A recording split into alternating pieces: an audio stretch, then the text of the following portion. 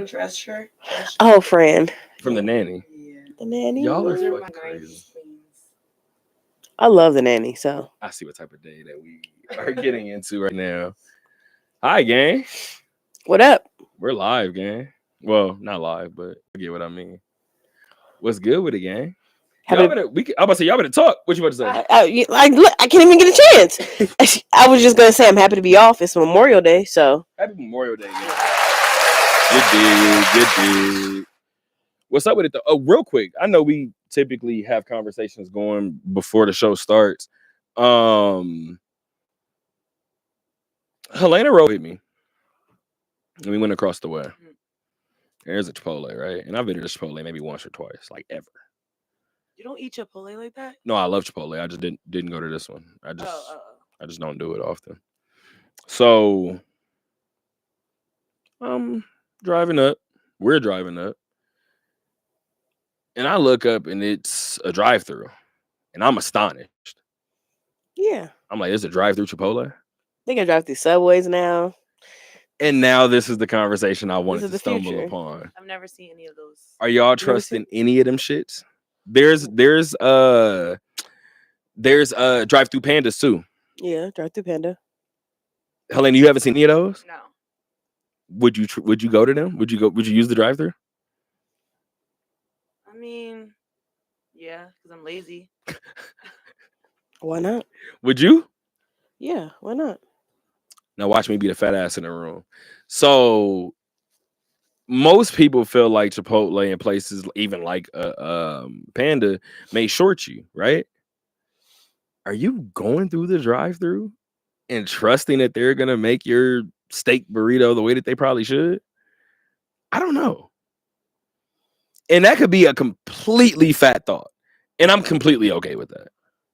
But I seen that damn Chipotle drive-thru and was like, you niggas short me when I'm standing in front of you.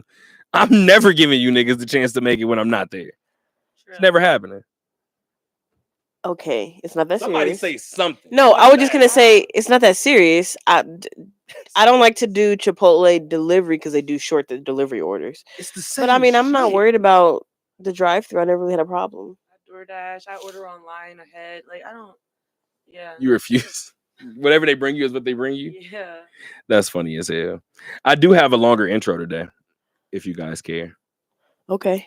I do think it's a more interesting intro than any, but let's see what happens. Wait, whoa.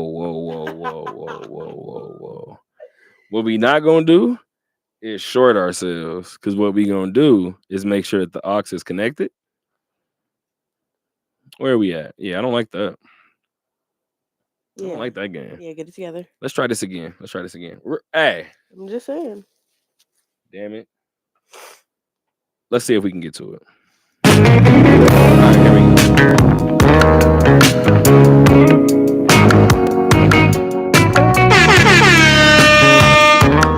Episode 73 of the OD. I have a longer intro today, so bear with me.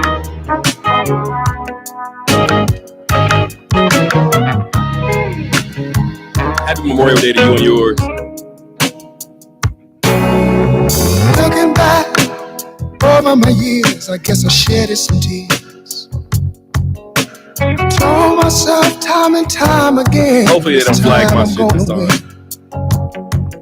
But another fight, things ain't right. I'm losing again. It's gonna be a hard. Takes a fool to lose twice. It's gonna be hard to figure out where to stop these records. Why? Think I better let it go. Looks like another love TKO. Oh.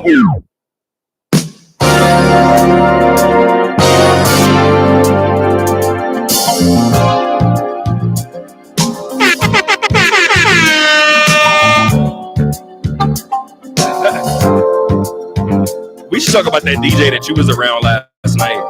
We should do that first, because then maybe I will start. There's a reason.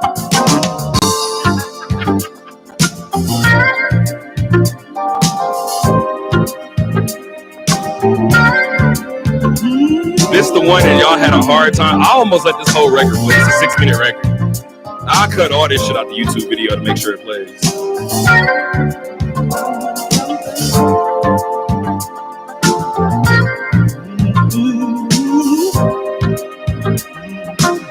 Are we starting with where you were at last night? Plans? We can start there. Episode 73 of the OD. Can't understand why we treat each other in this way. Taking up time with the silly game we play. She probably online playing Twitter games. We've got our love, and no matter how it's said or done, oh, we are one. No matter what we do, we are one. I miss home so much. I miss family barbecues. I miss family reunions. I miss home. And that's the way it is. We can tell yesterday I was on drill, so I don't know what I was doing. Nah, the whole girl was in the vibe, so we all look maybe because we didn't have this on the show. Yeah, that's Maybe this is a spell for the party. it went wrong. Yeah, it is. Maybe we should. I'm gonna tell Queen she goes back. Yeah, we should have played this. That was part Y'all tripping. Let's get to it. You make me happy. Episode 73 of the ODP. You stood right beside me, yeah, and I won't forget. And I really love you. You should know. I wanna make sure I'm right, boy, before I let go. Welcome to it. It is episode 73 of the OD podcast. I am your host, Terrell, ASAP Rally, Chatterbox, whatever you guys know me as. You guys already heard the conversation when we originally started. Behind camera, as always, Miss Caprice. Caprice, what's good with you? You wiping your nose, talking about you may not. You first of all, do you feel okay? Yeah. So I pulled this out of my ass. No, I'm saying, yeah, I'm I mean, okay. I need like, to get home and rest, but I don't I want was that like, to be okay. the... I just wanted to double check, make sure you was good, make sure everybody's in good spirits. And as always, somebody that I talk to frequently, but we don't have on the pod frequently. And I made this I sent this message and I was like, hey, want to do the pod? First of all, the text came back fast and it was like, let's do it. And I was like, you know what? I should have did this a long time ago. But Helena is in the building with us. She is Lane's the rest of the show. Thank you. Yeah, Lanes. I can't. I'm not supposed to intro you as your name. No. At all. No. Heard. I'm gonna let it be what it is. You got a lot of time on your hands since the Golden Knights are at home. So I'm just. Never mind. What are we getting started with? First of all, I'm a round of applause one more time because you guys. Typically, I try to walk in and I try to have it figured out, right? So I knew what I was gonna play. I needed to figure out when to blend the records.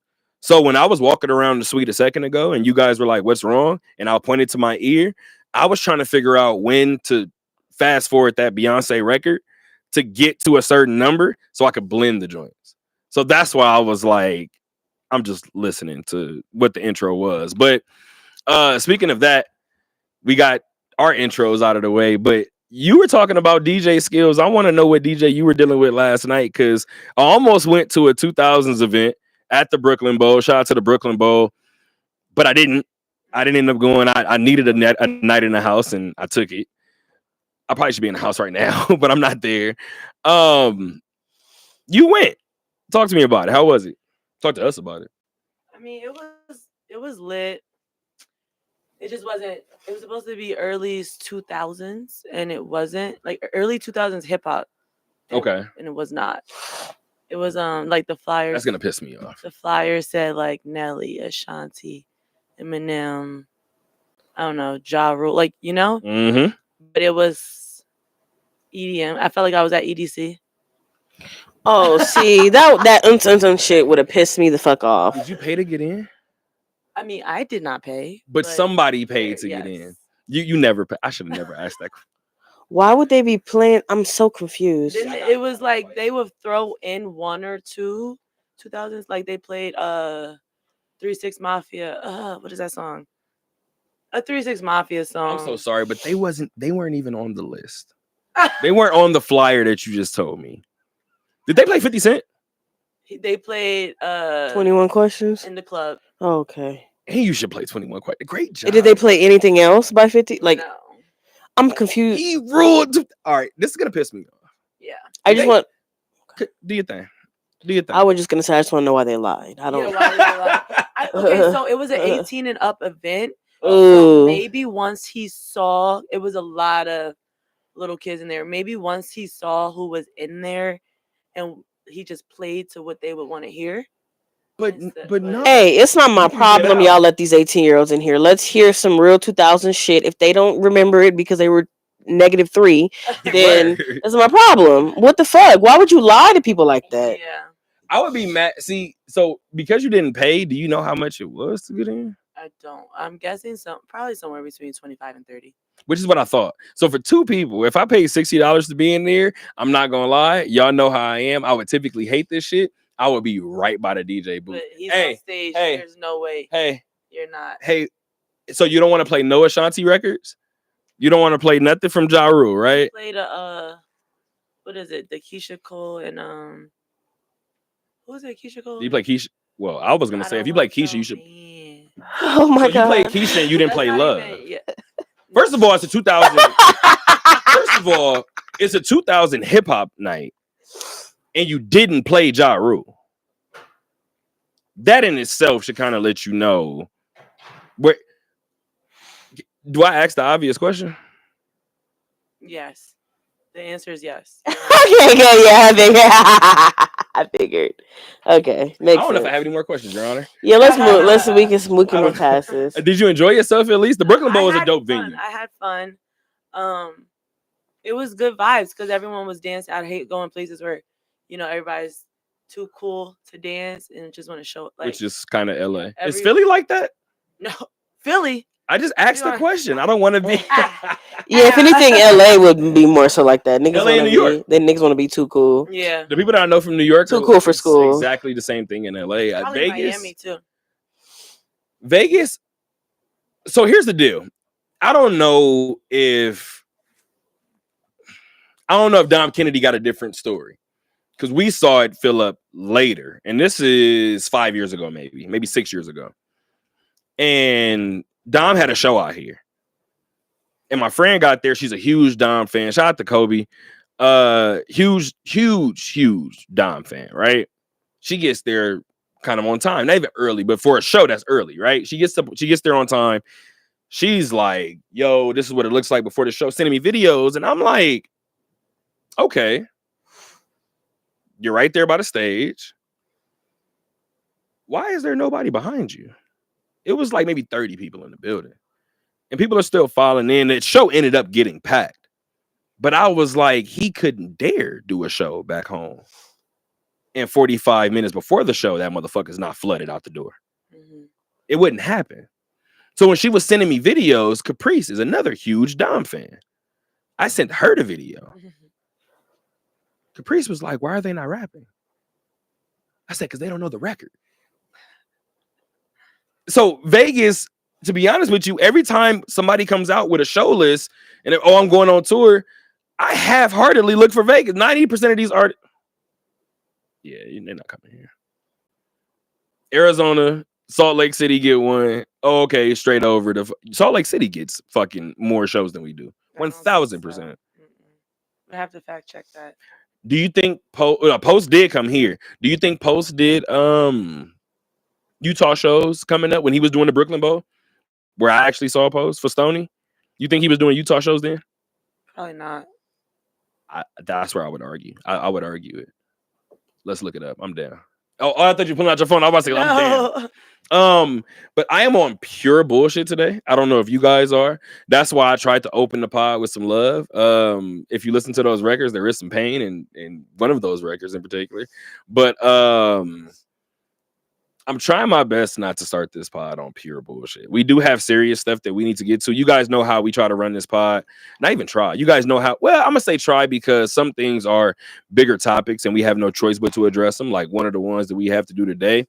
But for the most part, certain things are not for podcasts that I tell you guys all the time. This podcast was not meant to be super serious. That's why I don't fact check on this podcast. We talk amongst friends. I talk amongst my peer group. Not really here to fact check on the pod, right? That's why we try not to touch too many serious topics. But I want to start with pure bullshit. Do you guys have any other topics to get to? I did start with a Beyonce record. Y'all want to talk about the Cowboy Carter tour? Sure. I don't have much to say. I don't really keep up. either. Yeah, I'm not. I love I do Beyonce, want to say that but they're absolutely crazy. Beyonce, you know how she always has like, and shout out to her, she does it better than most. Shout out to that family because they do it better than most. So I don't know if there was like a Cowboy Carter pro, and this shows you how fucking in tune I am with Beyonce shit. I don't know if there was like a program that she gave out or had like available or whatever. Inside of that program, there is a copy of her birth certificate. okay. Did you guys see the internet react to that shit? Why is it? I'm sorry. No. Okay. What's the question you had? Say it so I don't have to. Why is there a copy of the birth certificate in there? First question I had. But then when I Are saw people that obsessed with her that they want to? But then when I saw the fucking reaction, I said, "This is why she did it." This is a small little glimpse. So I'm gonna give you guys a small glimpse to it, into it. I went by my parents' house, right? Went back home. Lane's like, "Oh, you an LA trip? Don't stare a hole in me." Sorry. But I went back home, right? This was 2 years ago, maybe a year and a half ago. I go back home. My mom is showing me all types of shit that she found, right? So I'm like, all right, cool. She's going through notes. She's going through different stuff. I understand how blessed I am because my parents are still together, right? My mom is going through all this different stuff. I'm looking over at it. She throws down some piece of paper. I pick it up. I said, Olivia, is this your marriage license? She said it is. I said, yo, can I have this? Like, framing that in my house is some fire shit. I think that's dope. Here's the difference. Those are my parents. To see the rest of the fucking internet react the way that they did over that Beyonce birth certificate, I said, this is exactly why she put it in there. Everybody made it seem like they had like a piece of her life. And I was like, hey, I guess you do. I'm sure that's something you could find online anyway, though. So it's like, Our birth certificates public record? No, right? Are they? I don't know. No, not for you. Like you to get a copy of birth certificate, you have to be that person or a relative, and you have to prove it. Oh, you work in health. I should have. Well, I mean, you don't have to work in health to know that. I thought that was common knowledge. Calling me stupid. Well, I thought that was common knowledge. We've all had to go down to the county office and get our birth certificate, and they need health information to prove you're who you say you are. Anybody? I can't just go up there and pretend to be you and go get it. So you double down on calling me stupid. Just thought it was. But she's Beyonce. I feel like nobody ever leaked that. You know, I don't know. Isn't her? Okay, now I'm about to be real dumb. Her name is Beyonce. So like, it's not like people like, you know how some people have to be like, oh, what's J. Cole's real name? Oh, it's Jermaine Cole. What's Kendrick? They have to figure out these people's real name. Her name is literally Beyonce Knowles. So I mean, it sounds like it's like for aesthetic. I mean, it stands. Yeah, certain shit blocked out. Don't get it twisted. Like, it's not everything on it, right? Like, certain things are marked out.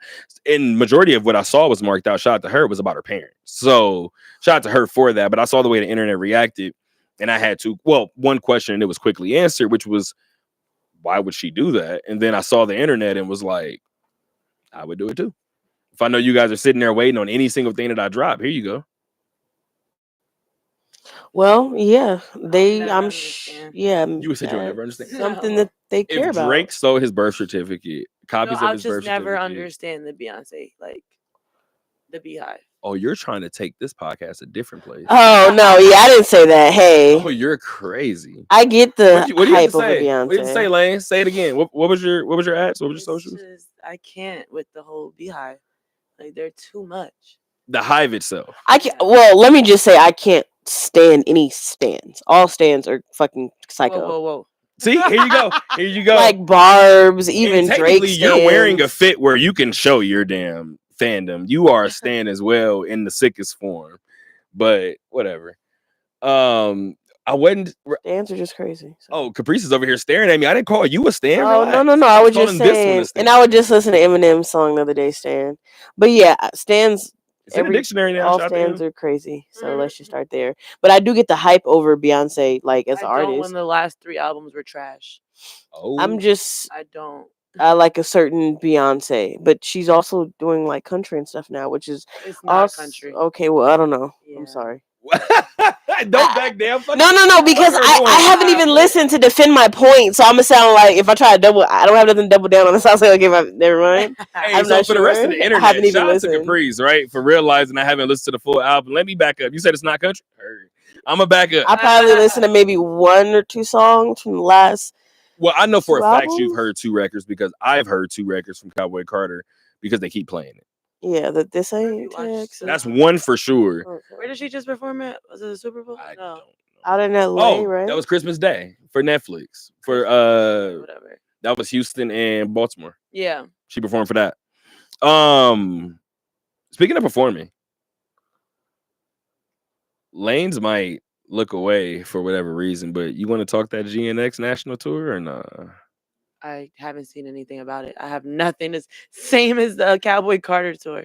I literally don't. Honestly, we're all tuned into what we want to be tuned into. So No, but I think this one over here has hate in her heart. Oh And my when I God. said what I said about being a stan, you want to look at the blank stare that she's staring at me with. 'Cause where are we going with this? She thinks nothing is wrong with what I'm about to say. Why have you not seen anything from the GNX tour? Let's call a spade a Because I've spade. never listened to Kendrick. she's crazy. I Lanes, never. all right. I heard. Obviously, I've heard all right, songs that here were on we the go. radio. You're Have gonna I piss me off. ever said, "Oh my God, Kendrick just dropped an album"? I don't even. Doesn't he only have like 1 album or something? How many albums does he have? I don't even know. Oh my I god. know. This is crazy. This is I feel like that meme. What's her name? Where she said this is crazy. She's crying. I don't know. Hey, so okay, so that just kind of rattled me a little bit. I'm not even gonna hold you guys. How many albums does he have? 6, I think. Oh wow, I 6 or really 7. did not know. I believe that. he has 6. GNX might be number 7. What pisses me off about what Lanes just said, that one right there, the one that's on camera, she's been around me and I've played Kendrick. She's been lie to me. When? Like, Look, she's blocked it out. are of you her for memory. real? She's blocked it out of Are you her for real? memory. Kendrick. When have you played Kendrick? All right, so let me say something that's even more undeniable because she's lying already. But let's say something. Let's deem something else as already undeniable. Lanes, have you ever been in my? I feel like she's on the fucking. She's testifying right now, and I feel like she has the best poker face in the fucking world. Lanes, have you or have you not been sitting at my bar and Kendrick has come on? If it has, I'm not listening to it. I'm not paying attention to that. Caprice, can you be the judge, Your Honor? I rest my case. I don't. This is fucking When bullshit. I come to the bar, I'm playing Morgan Wallen.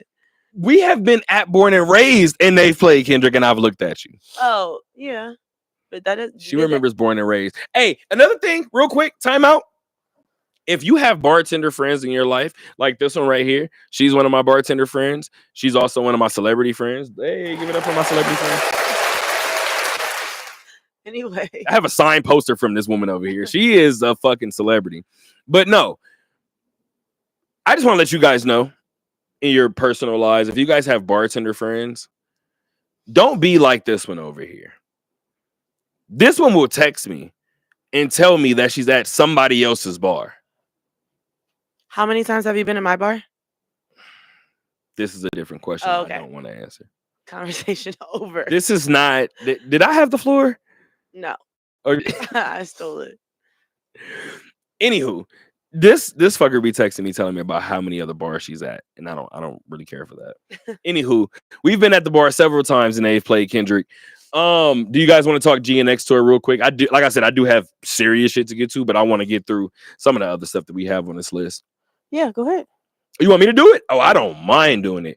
I think Kendrick is on a. In hindsight, this is gonna be a. I'm trying to choose my words wisely. Cause this motherfucker looks so unbothered right now. It's unbelievable. You're letting this bother you. Everything she's saying about Kendrick, I'm not even. The doctor already told me I can't get my blood pressure up. I'm dead serious. He said I can't get my blood pressure up for certain reasons. So I don't even know. I ain't even bothered. I ain't even bothered. Don't bother me. That don't bother me. No, but I mean, I should actually follow or take a page out of Caprice's book. Kendrick, I'm trying to remember a 2-year stretch where I know 50 probably has one in there from 03 to 05. I feel like 50 had a run that was like undeniable. I want to put Kendrick in there. The only problem is within the last 2 years, Kendrick has had one album, right? Which is the GNX album. Now, in terms of moments, right? The Drake beef was enough, right? Yeah. To follow it up with the Super Bowl, first of all, to do what he did, I think that just the snapshot that somebody took. I'm waiting for you to get done. The Super Bowl performance was dope. Okay, come on. This is hilarious. Finish bro. what you're saying. What could you possibly have to say to me talking about your Kendrick's entire fucking career and all of these moments that you're getting being based off of another man is insane. Not because you're talented, not because you're beefing with another man. What'd you say? Said blood pressure going up. Blood pressure going up. Like if there was no Drake, if Drake wasn't a rapper, what are you about to say? He wasn't beefing with Drake, none of this shit would be. You think he was gonna be performing at the Super Bowl if he was not beefing with Drake? Be so fucking for real. I don't know. He. I don't know. Okay. Why can't I say I don't know? Why can't I say I don't know and be serious? Shout out my nigga Kendrick. I just asked. I have never heard you say that, and I just want to let you guys know I'm gonna clip that for my personal record. I have never heard her say some shit like that. Hey, honestly, I'm ready to end this fucking pod, dog. It's about to be a 30-minute pod. Have a great day, guys. Happy Memorial Day. I never thought you would say some shit like that. I'm gonna be completely honest with you, dog. Is it? What? Did I lie? No, I don't think you would. I mean, it's just. Here's the deal. And shout out to my nigga Taekwon, right? Shout out to Taekwon. 2K talked about it. And that's who actually does for the radio show. And 2K talked about it. And he was Aubrey, where I'm from. And he did the radio show today? No. He does he does our intro record for our radio show. Okay. So he's done the last 2 iterations of our intro record, the only 2 iterations of our intro record. Now that I think about it. And I had the conversation with him, and I was like, I don't really have a dog in the fight. And he kind of told me, he was like, nigga, like, you too cool to have, like, a favorite rapper, like, to pick a side. And I told him, I was like, well, if you're talking for a rapper, mine's is out of it. Mine's is Cole. And he was like, nigga, the nigga that bowed out. And I was like, see, this is why I don't want to have a conversation. But he was absolutely the same way. He was like, bro, like, I view it as music. I think that not all of LA is what Kendrick portrays. Yeah, I'm Team Aubrey on this one. And I was like, he's looking at it music-wise. Kendrick, Taekwon is from where he's from. Can't change that. But he was on the opposing side. And he's the one that actually made me view it from a different perspective. Because like you kind of said before, too, both of you guys said online, there stands from both sides. And obviously, you are a stan, I feel like. But in all seriousness, we've had conversations about Kendrick and things of that nature. But you lean where you lean. And you lean toward Aubrey. I'm leaning towards the facts. And this is where we argue. Rap is a sport, so to me, it's just like watching a good game. You have your team who you want to win, but I enjoy the game. So I enjoy the game of rap. Drake's shit was fire, and then Kendrick came back with some more fire, in my opinion. So I just enjoyed the battle, and I think Kendrick won, and so that's that. But I'm not arguing. I already talked about my blood pressure, so we can. Yeah, that's what I have to say. We could leave it at that. Shout out Kendrick. The Super Bowl was like seeing LA on television. Somebody on Twitter has made a comment about he's from shout out Los. He's from Baltimore, Maryland, and he said people from Baltimore won't say they're from Maryland. They'll say they're from Baltimore. So I felt like that with LA. People from LA don't say I'm from Cali. We say like we're from Los Angeles. We're from LA. So it was dope to see that just portrayed on TV. And Helena has a point. Did Drake fuel that to get him on there? Very well might have been. My thing is I don't really care. I feel like how niggas are when like something happens and a girl will let them fuck and then show shit and like, oh, I don't want you no more. And niggas be like, I still beat. So that's what I feel. Yes, I feel like Drake definitely impacted the whole attention to get him to be on the Super Bowl. I don't care. He still was on the Super Bowl. So he still beat. Basically. I mean, at the end of the day, this is the way. I didn't watch it, so she said, "Let's get to the next topic, please." And I haven't even got to the tour yet. That's the best I could part. talk about this for hours, so it's just, yeah. I mean, at the end of the day, I think what Capri said is absolutely right. I think, well, her point that she's right in is crediting you. You're right. I'm not sure if he would have got the Super Bowl this year because of that reason, right? But he had one of the better years. What I was trying to avoid saying earlier when I was saying like who had a 2-year run is better than that, I don't think there's a better 2-year run in hip hop than DMX's 2 years in 98 and 99. And that's what made me a DMX fan because I was a kid and I shouldn't have memorized that shit. There's no way I should have. And I did. And being around Caprice, me, her at the movie theater where we actually originally met, to find out that she was a fucking DMX fan growing up and to hear her hear DMX and be like, where's my dogs at? I love what? it. Like, why the fuck are you doing that? But I said that to say, like, I don't know if another 2 year, and he dropped 2 number 1 albums. Give me another 2-year stretch. How about 3 years? Give me the 3 and give me the Aubrey years. I mean, I can give you. I mean, Aubrey ran, and I'm with it. But who else? But I'm talking about or what else? The whole YMCMB, like 2008, 2009, 2010. I'm trying to think what that's because So Far Gone came out because Thank Me Later I was in high school. That was So that was 2010. When was So Far Gone? So Far Gone, I think it was 2008. Which is what I'm thinking. So okay, keep going. So now I'm with you. Then Nicki, I'm talking about the whole. When was YMC. the Pink Print? I can't. I can't. What? Nikki? Are we talking about Nicki's figure it first out. I got album? my phone real quick, and I can. Huh? You talking about Nicki's first album? Well, she's talking about just the YMCMB run from 2008. She's at 3 years. Not turn on the radio. 2008 to 10.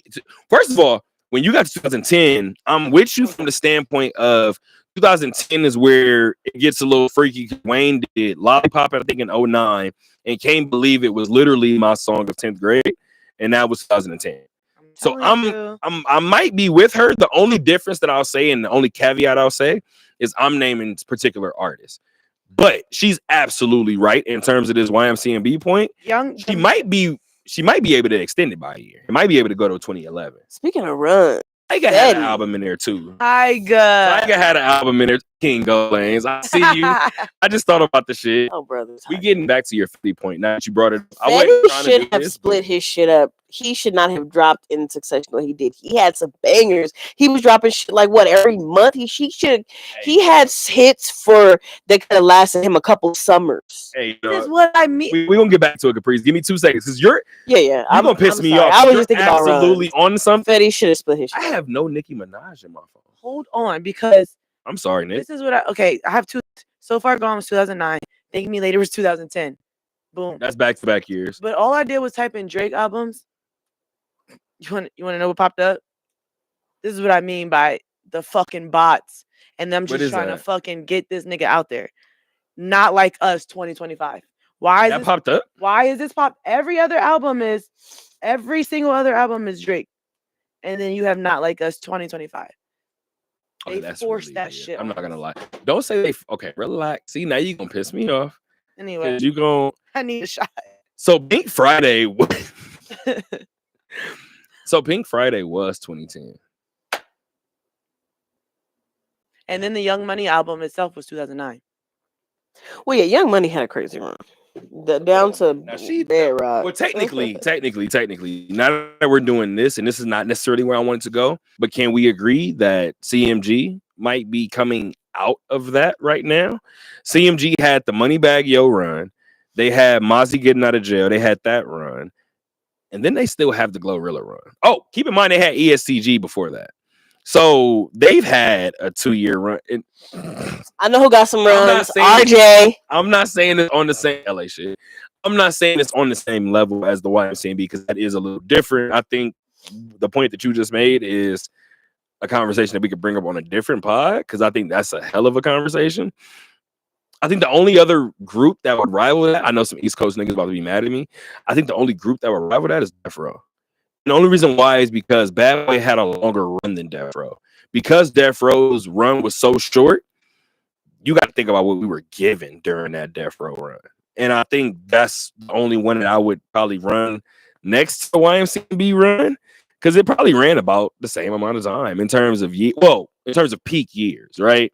And I think Helena's best argument in terms of that 2008 to I extended it to 2011. Wayne didn't drop when I was in high school.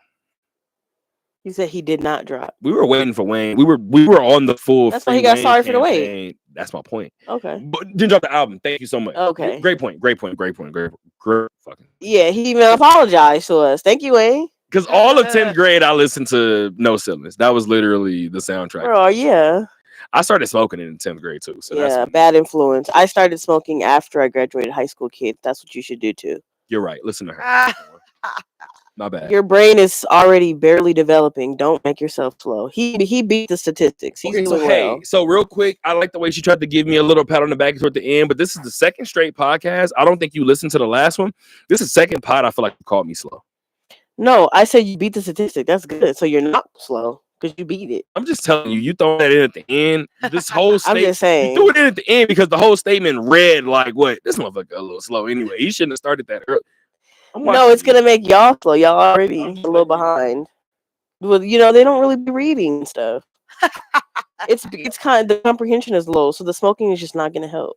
So and the vapes, kids, stop doing the vapes, kids. That shit is killing you worse than fucking cigarettes and blunts. In all seriousness, this pod is about a whole lot of fuck shit. Listen to her right now. Yeah, them shits are not good. I've already seen like so many stories about these like teenagers who lungs are just shot, having to get lung transplants at 17 because they couldn't stop vaping. Like, yeah, please.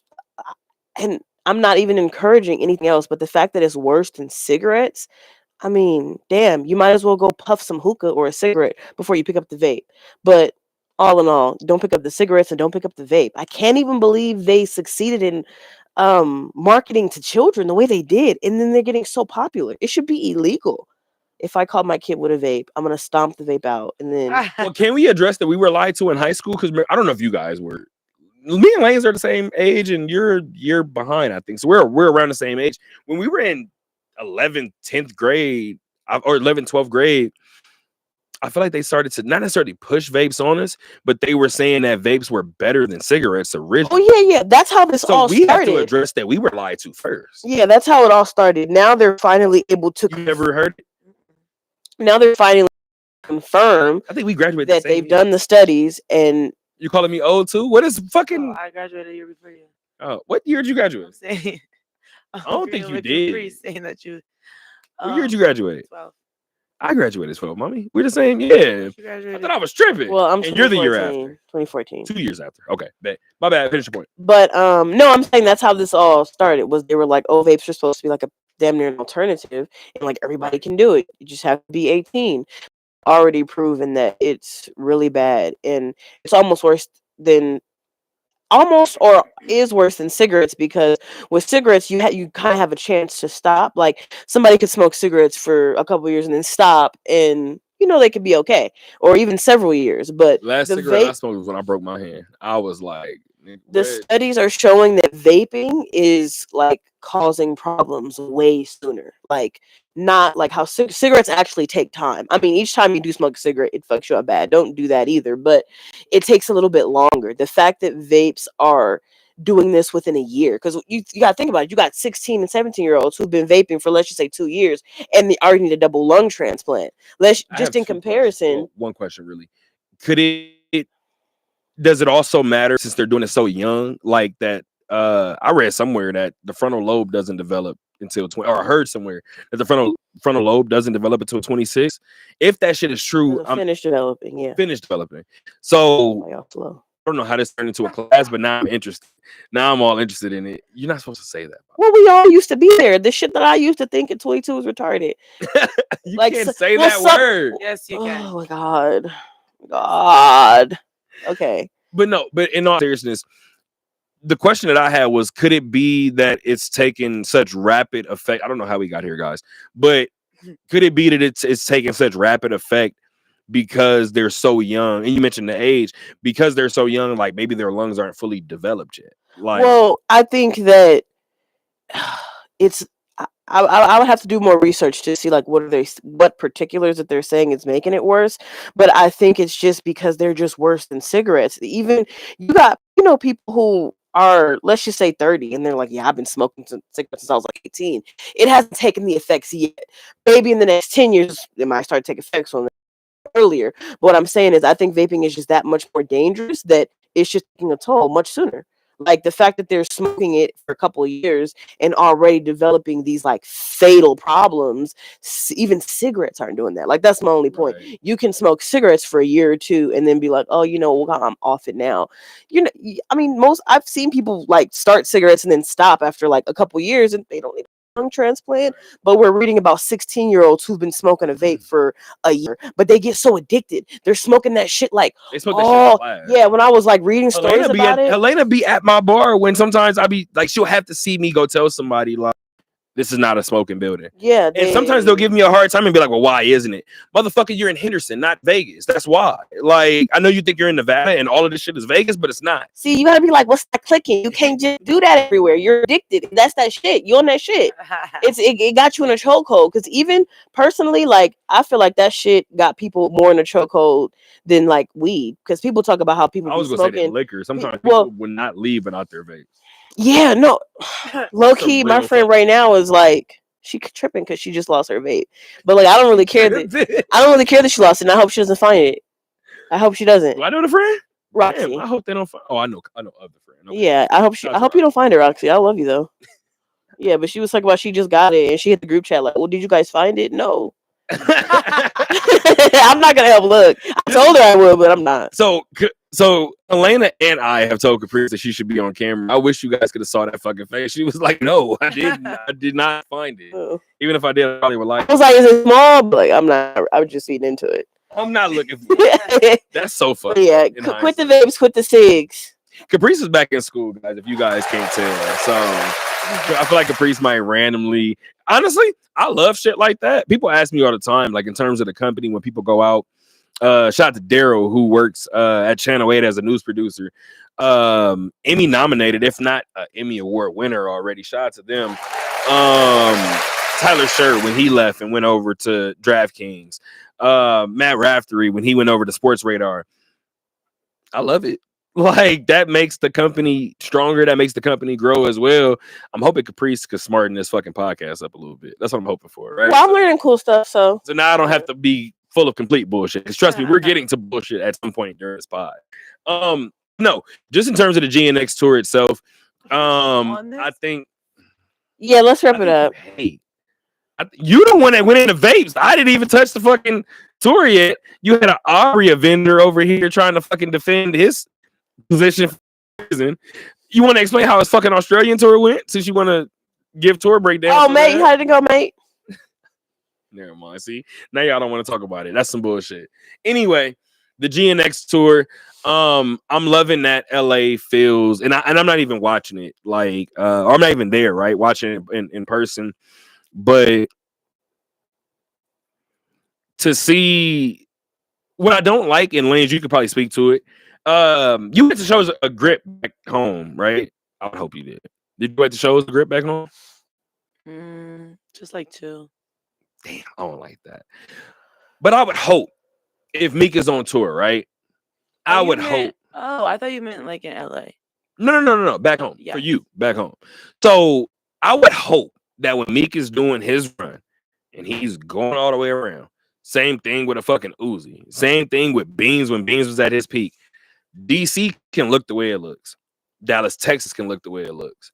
Nigga, when you come home, it better feel like a hometown show. Mm-hmm. Just from watching online, it feels like the 2 nights, and maybe if I'm wrong, there's I think the third night might be the night.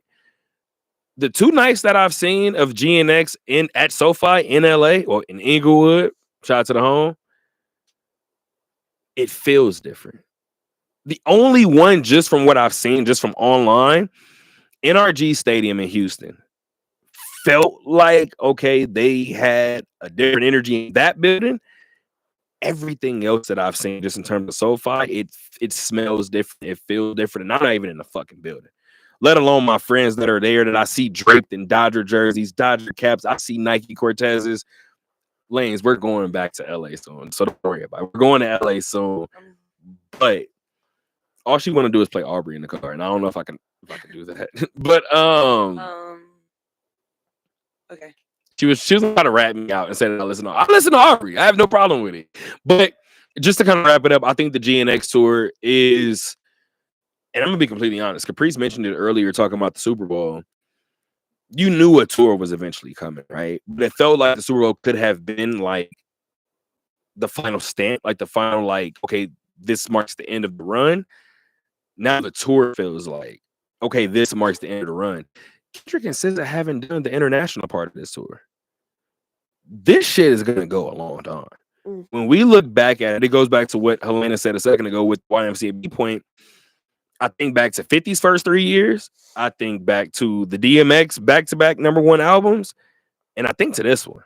And I know Aubrey got one in there. Aubrey, when he started the Thank Me Later, into the Forever, into whatever the fuck, them 2-3 years that Aubrey had, similar to what Kendrick is on right now. That was it.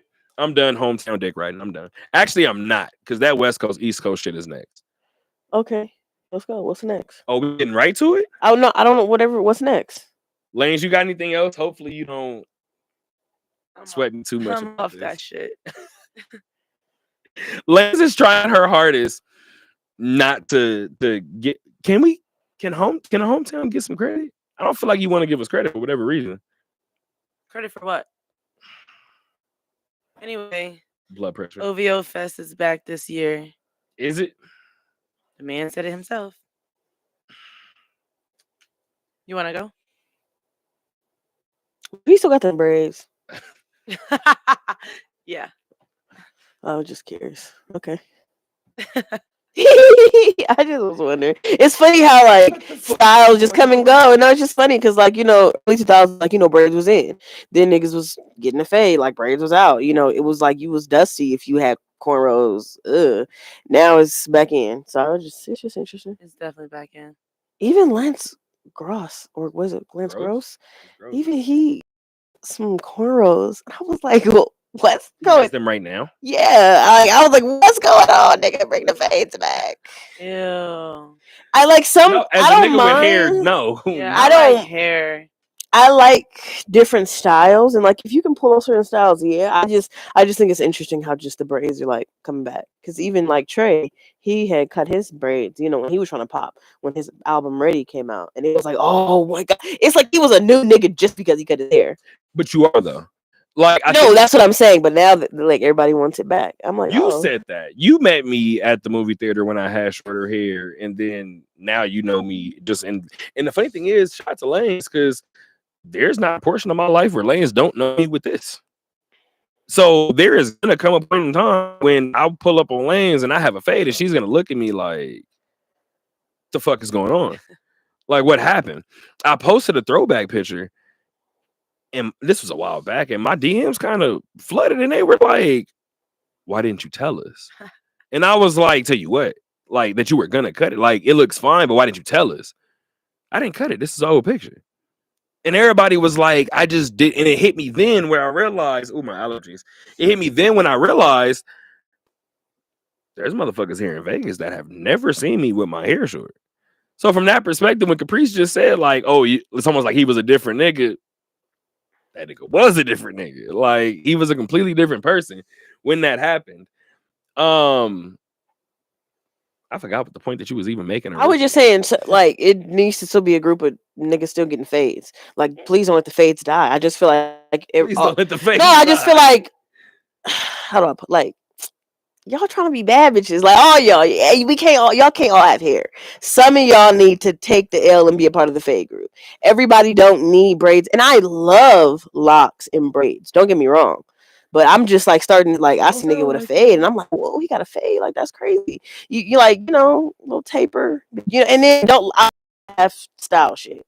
Pick one, half braids, half fade. You gotta pick one, nigga. You gotta pick one, and then don't get me started with too many, too many piercings. My Chemical Romance, gotta cut that out. So it's just certain things. I feel like she's wholeheartedly describing Uzi right now. Like I feel like part of her is like. When she did this shit right here, I thought she saw my face tats. When she said piercings, I was like, oh. Yeah, I just was thinking, I was like, too many of the piercings, even that's like, but like I said, it's have the style you want to have, but like, let's not lose the recipe for the fade. I just want to see some fades. What y'all do? And the funny thing is, I say now, if you get a bunch of people randomly adding you on Twitter with their pictures of themselves with cut hair, that should be a thing. You should do faded Fridays or some shit. I don't know. You should make your Twitter. That's good. Faded Fridays. See, trademark. Give me my money. Okay. Give me my bread. But y'all want to get to that East Coast West Coast shit real quick? Yeah, let's go. Yeah. All right. Fuck it. Why not?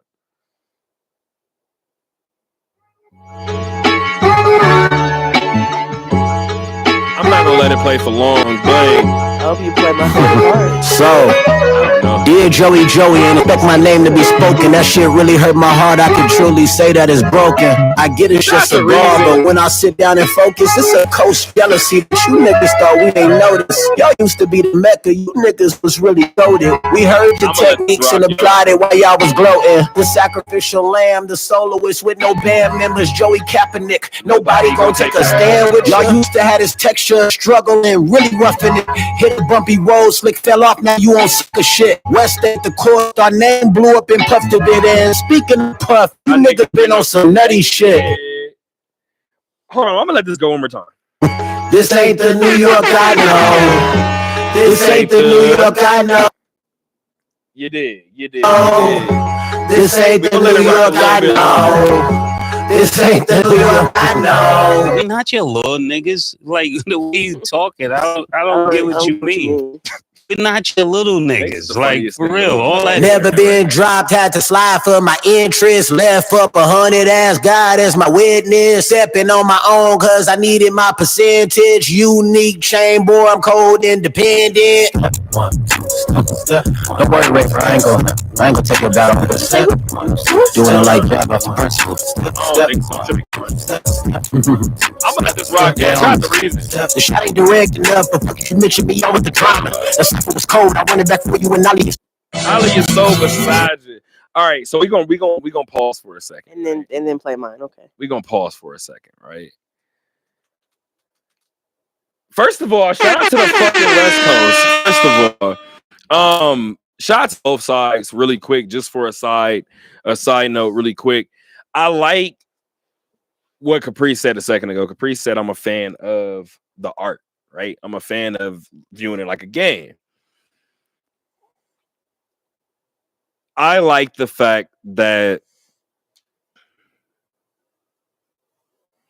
I'm trying to choose my words wisely because I like the fact that this generation has gotten some form of West Coast little, it's not even a tiff, but a little East Coast, West Coast battle.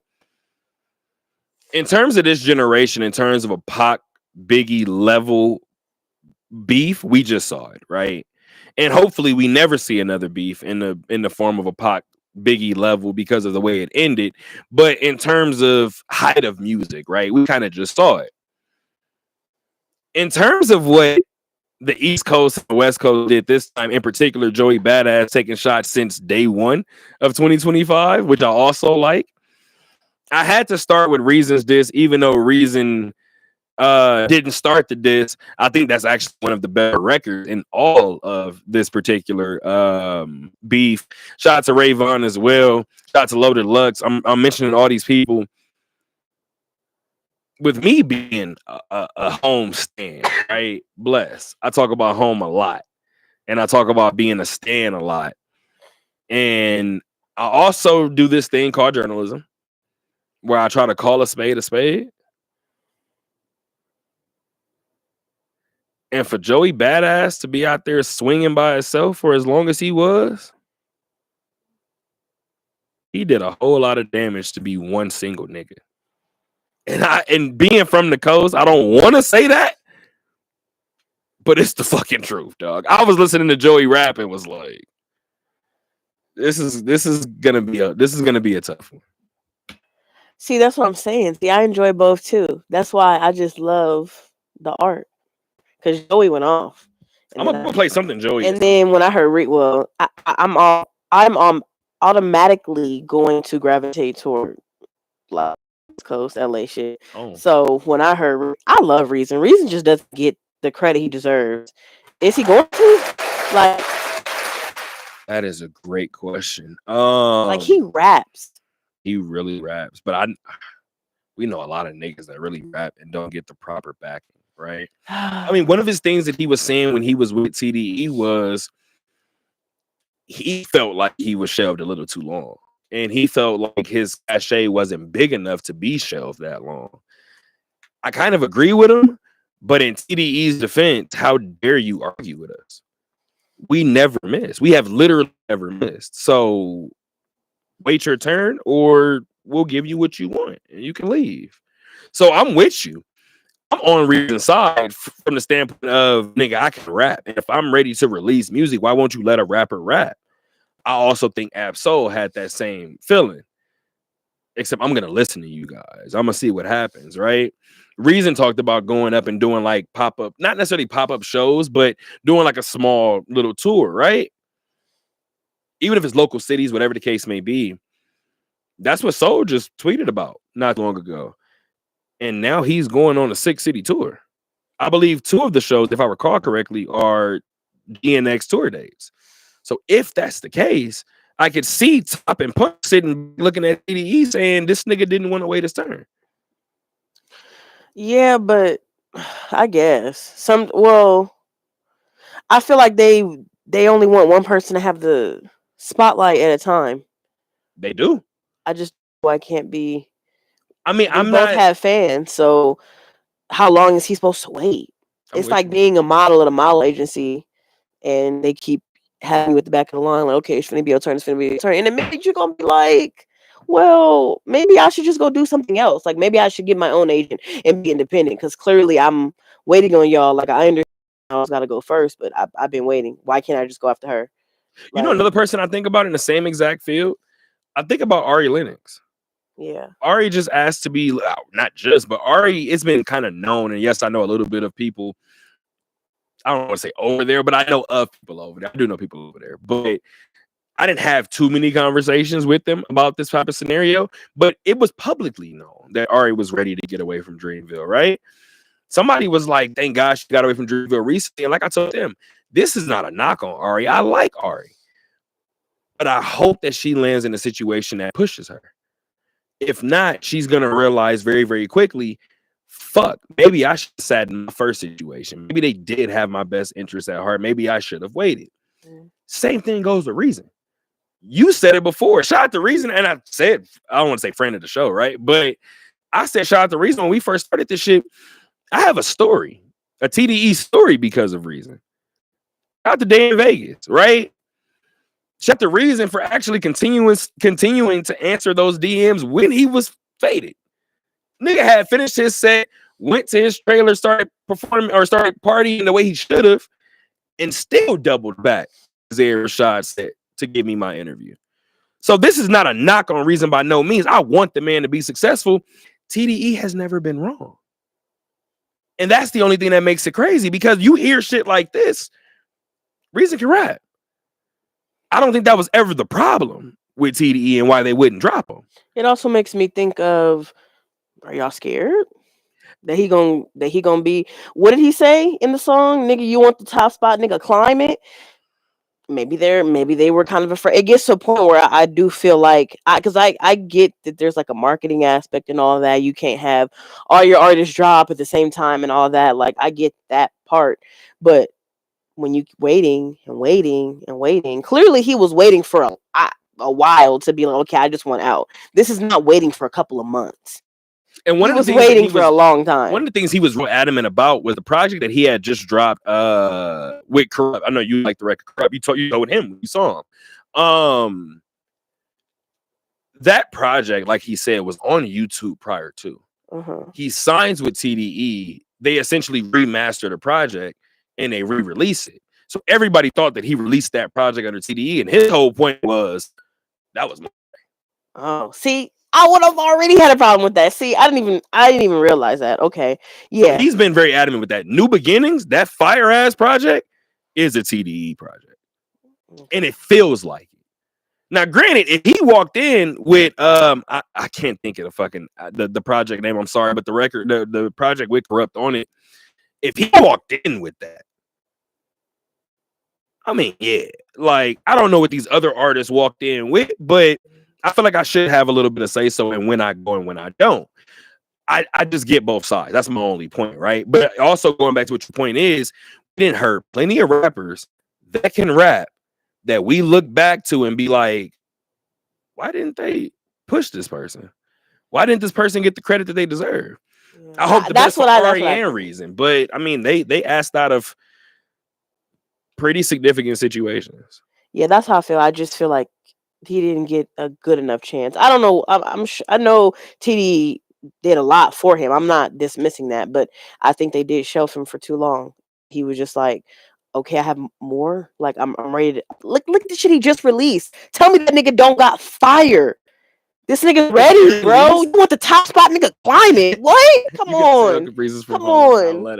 Come on, man. Reason can rap. Like I don't even understand. And listen to the production. Whether if he helped produce it or had a producer, look at the ear he has. Like this shit it's beyond just rapping well. Like this it was produced beautifully. And look at how the nigga went different parts. Nigga it's like 3 songs in a one. Nigga went in different pockets for sure. Matter of fact, but yeah, I'm glad he's independent. I can't wait to see what else Reason has to offer and what else he's gonna drop. And any show he has, I'm ready to go to it. So shout out to you. Shout out to all right. I didn't think she was gonna do that shit. Shout out to you, Reason. Shout out to a whole lot of flowers being given. But this is why I like this so much, because Joey is somebody that I've listened to since high school. And it's one of those things to where, like you said before, Joey was one of those people to where you'd be like, Joey could rap. Pick an album. And most people will say 1998 or 1999. One of them shits. And if I recall correctly, he has one titled both of them. Or one. Does that make sense? Each album or an album titled each of them, if that makes sense. 1998 and 1999. I want to see if I'm wrong. And I feel like how I feel. It's 99 and 2000. My fault, y'all. How I feel about Reason is probably how the East Coast feels about my Joey. Joey, yeah. Oh, okay, I was about to say about who. Yeah. But no, I actually. And Joey's hard. He can rap. I'm not even. Yeah, I would just talk about Reason because I'm more of a fan of Reason, but I'm a fan of Joey as well, and he can rap. It's no question. So I hated the fact that the Joe Budden podcast talked about it after the fact, but or after I brought it up, or they did it before I could bring it up. One of the two. But we've had this conversation off air about The Game. I think The Game is a West Coast legend. Can't not even feel like The Game is a West Coast legend. You can't argue the shit. But in terms of where he's brought up generationally, the all-time ranks, I don't feel like he's that far from Ross. Wait. Why are we even talking about Ross in the same conversation as The Game? See, and now we're about to argue. Yeah, what? That's why I was. You were talking about The Game. That you brought up Ross. Like The Game is on a different. Like Ross can rap, but yeah, but like, why are we comparing that to The Game? The Game like runs is crazy, and he raps better than Ross. So, and Ross was a correction officer, so he low-key loses some points, but You always bring that shit. well, he was, and he tried to act like he wasn't. I'm just saying, be who you are. What's his full name, Richard? Or is it Rick? That's Is a it great Ricky? point. I forget. Some people name Rick. It's not short for Richard. It's Ricky. So I don't know. but- First of all, Lanes, I didn't bring this up to argue. That wasn't the Okay, plan. wait. I'm sorry. Continue. I just didn't No, understand. I'm not going to continue because now you just. You're right. It's not. And I'm not trying to be this guy because I feel like I might lean with you and put game higher. But respectfully speaking, I look at somebody like a Ross and What? all right, I'm gonna try not to like overdo it. You liked Pusha T's Daytona album, right? Correct. Now, Push typically has drug dealer raps, and that's what everybody talks about. Mm-hmm. I love talking music with Caprice. But that particular album to me, yes, it was only seven songs. It struck me more in the vein of a Ross. Now, shout out to Santo Domingo, the record, because they might have changed the name of that record. But it sounded more so like that album was made in like a luxury rap type of format. And I don't think luxury rap gets talked about enough in terms of like the style of Oh, rap. yes, it does. We got Currency, Larry June. That's a great fucking Yeah, point. Rick Ross ain't the face of that. But So they do way better luxury rap. I'm sorry.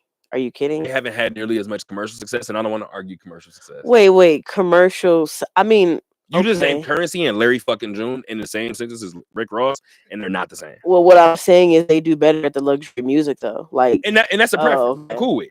okay. I'm talking about just in terms of you saying that he's not the face of it, but mentioning those two, I fuck with Currency the long way. You know, I don't necessarily fuck with Larry that way, but neither one of them niggas are the face over Ross. And actually, I might argue that Ross might be the face of that now, and has been the face of that since he got off of the BMF wave. What's the name of his last project, though? Port of Miami 2, was it not? I don't keep up. That's what I need to know. No, and I could be completely wrong because that was around pandemic time. I believe him and Meek dropped, and that project has something on it. And niggas don't like it because niggas don't like Meek.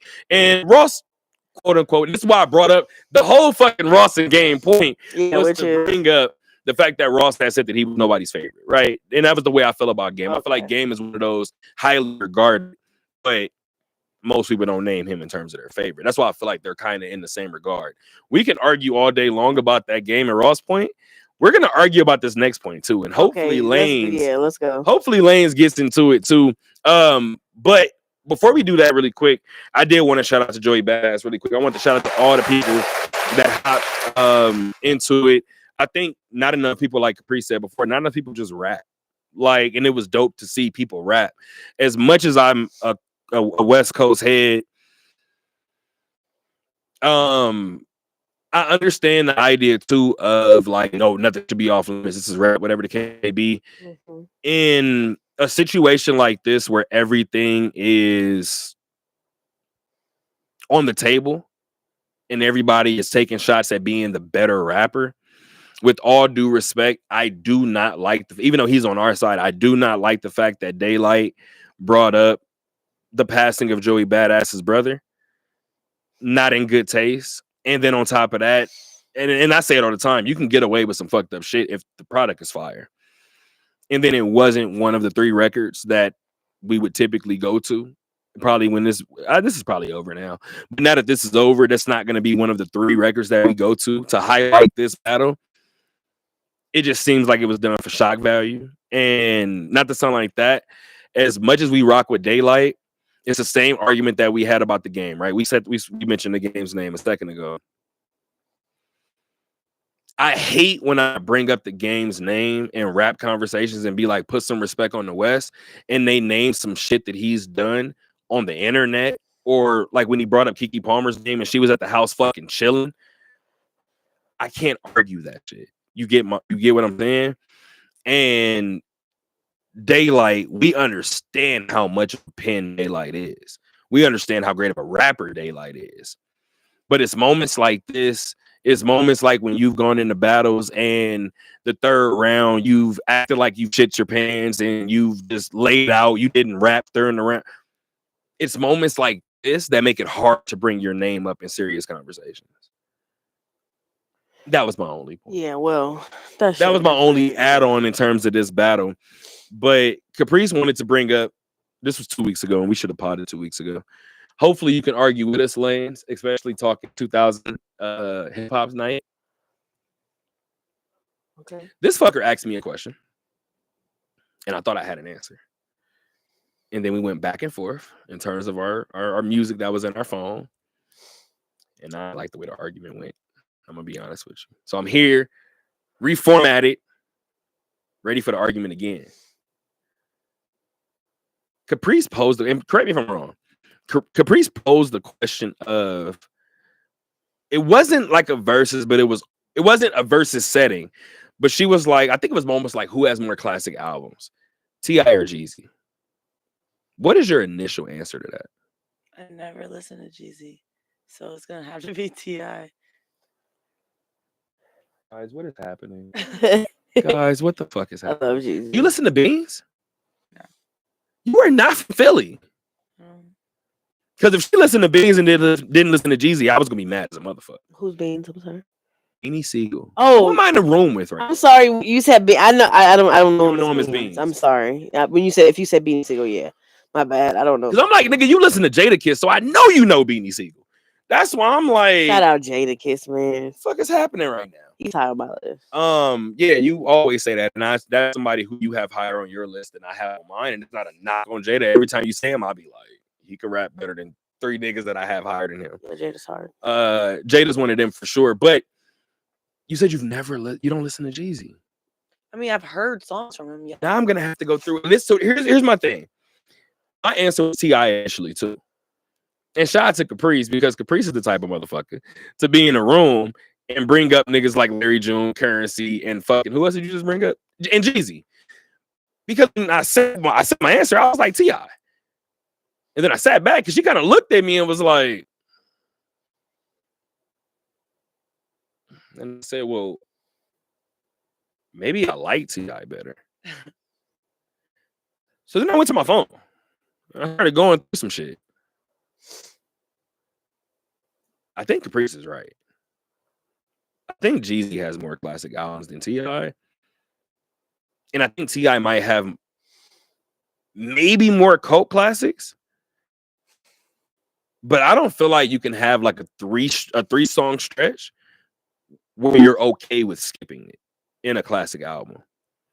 And by that type of classification, I think Jeezy has more classic albums. Yeah, if we're talking no skips, yeah. Say more. You had more to say in the other conversation. Oh no! I mean, because you just made pretty much all my points. I agree. If we're talking no skips, then yeah, I feel like Jeezy has had more albums or projects where nigga, it's a no skip album. I'm playing every song on here. T.I. might have some where you're like, okay, I might skip this song, I might skip this song, but I'm more of a fan of Jeezy, so he just go hard in the paint. T.I. can rap too, so I'm not anti T.I., but I just think I'm really shocked to hear you say that you like Jeezy more than T.I. Yeah. I'm supposed to know that? You gave me the no, I'm just saying. on you. I wish somebody did. No, yeah, but I'm just saying I am more of a fan of Jeezy. That makes me view this argument completely different. But I am gonna play some Jeezy records in a second, and when I play Jeezy records, I'm just gonna kind of go through it. But just in terms of classic albums, Caprice kind of just talked about it. 101 and 103 are classics. I think Trap or Die 1, 2, and 3 are classics. The Recession is a classic. So just from that alone, that's 6 classics. I don't think T.I. has 6. Nah, I don't think so either. Love you, T.I. Cute grandbaby. Oh, he's adorable though. He's really adorable. But if I played a bunch of Jeezy records, do you think that I could get a reaction out of you? You said that you're not necessarily a Jeezy fan. You don't really listen to Jeezy like that. You think if I did a short little impromptu Jeezy set, If the set is trash, watch our mouths. But this is literally me just like putting some shit together in the moment. You think I could do it? Get a reaction on me? Yeah. Probably not. All right, let me try. We're gonna see what happens. We're gonna get a reaction.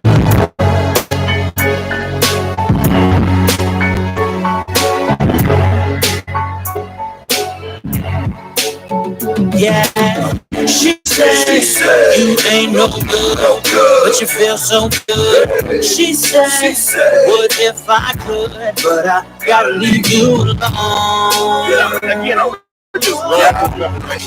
gotta leave you alone. Lord knows I stay high. Real quick, and this is no shot at Jeezy, but this is just an added boost rather to Wayne. I've never heard this record the same after Wayne did it. Did y'all agree? By the way, with all due respect to Jeezy, I hear this shit and I rap Wayne's version. Well, okay, Wayne is goated. That's Same another thing with Sky different is the limit. conversation. Did you say yeah? Yeah. Okay, you worry me sometimes with your rap opinions. I am seeing beats to the death of me. Okay, Nikki. Anyway.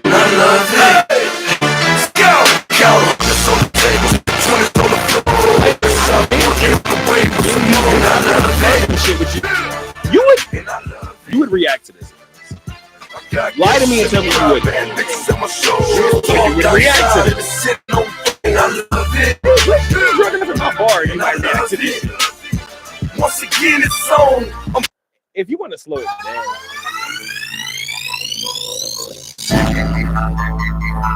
This is why I asked you about records, and I'm gonna tell you. We're gonna let this rock for a little bit. I'm playing a lot of music. YouTube about the black people.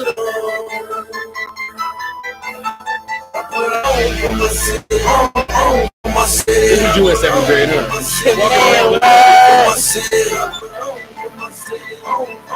Pause. I just want to highlight that Caprice's playlist growing up was DMX, Currency, and fucking Jeezy, dog. Well, not Currency. You went to listen to Currency in school? No, not growing up. I just got on Currency as an adult. We'll say when you started smoking. 20. Yeah, pretty when you much. started fucking smoking. I don't know if I found him.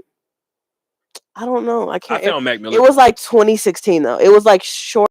I graduated high school, and yeah, I found one of his projects, and I was like, oh, who is this? I talked about this before. I even put a nigga on the Currency. He was like, what's this? I was like, Currency. Yeah, I was like, yeah, put him on. But yeah, so that was in adulthood, but close enough because I was really young still. I feel like certain times when you're around people and smoke sessions, like I listened to when I said Wayne was the sound, No Ceilings was the soundtrack of 10th grade. It was that Cushion OJ, and it was anything Mac Miller. And I started smoking in 10th grade, so it kind of makes sense. Yeah, we already discussed this. Don't do that. Relax yourself. Oh, see, that's how we got on it because you said that earlier. Continue. I feel like y'all done called me slow at one point or another during this show, and I did a radio show before this, so I don't really feel like I'm in like. I don't think I have the mental capacity to combat you fuckers right now. But no, Caprice actually made a valid point with the Jeezy point.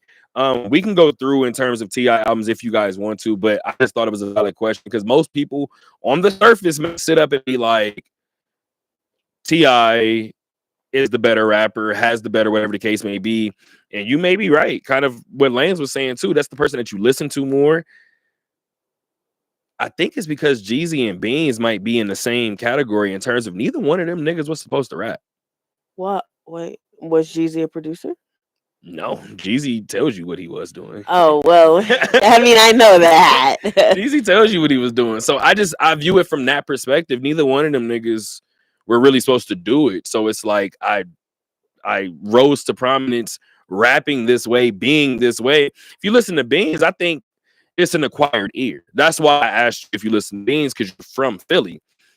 I did expect a yes. I'm going to be honest with you. But a lot of people that didn't grow up listening to Beans, listening to Memphis Bleak, listening to just even venturing, especially being in California, venturing out, even wanting to venture out that far, you hear Beans rapping, you'll be like, he can't rap. Well, that's because Beans not a rapper. Like Beans wasn't really supposed to rap to begin with. I love a nigga like Jim Jones. Jimmy wasn't supposed to be Jimmy a rapper. can rap. Jim wasn't supposed to be a rapper. Capo. And I love Jim a lot. He don't get the credit he deserves. Well, okay, we're not talking about What you got? talking about him as a rapper. Oh, He don't get the credit. No, I was just gonna say he doesn't get the credit he deserves. I feel like people, he got the one hit that everybody knows about, you know, Ballin', and everybody just kind of knows that song. And they're just like, okay, well, that's his like one hit. I think people low key treat him like a one hit wonder, but he got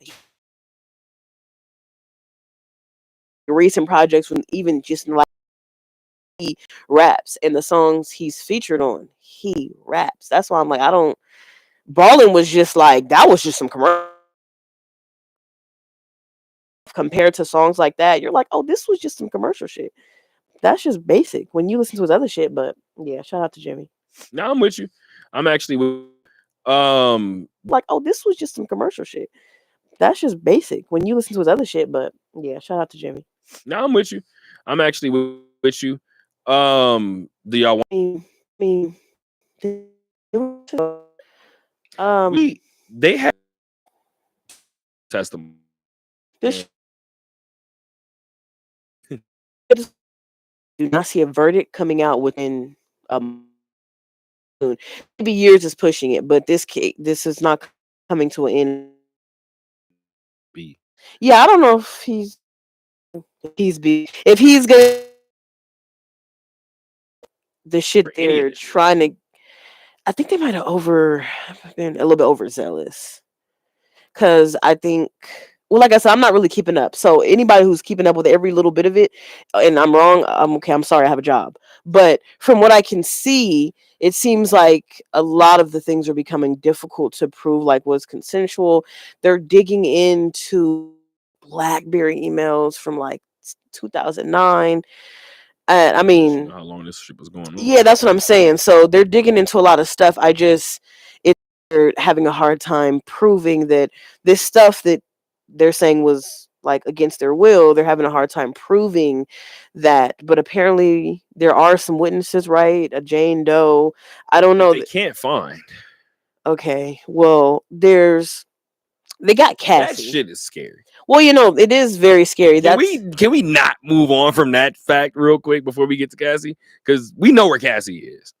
But if they were saying that Cassie was the light part of this case, and again, I'm not here to try to further incriminate the nigga while he's already in jail.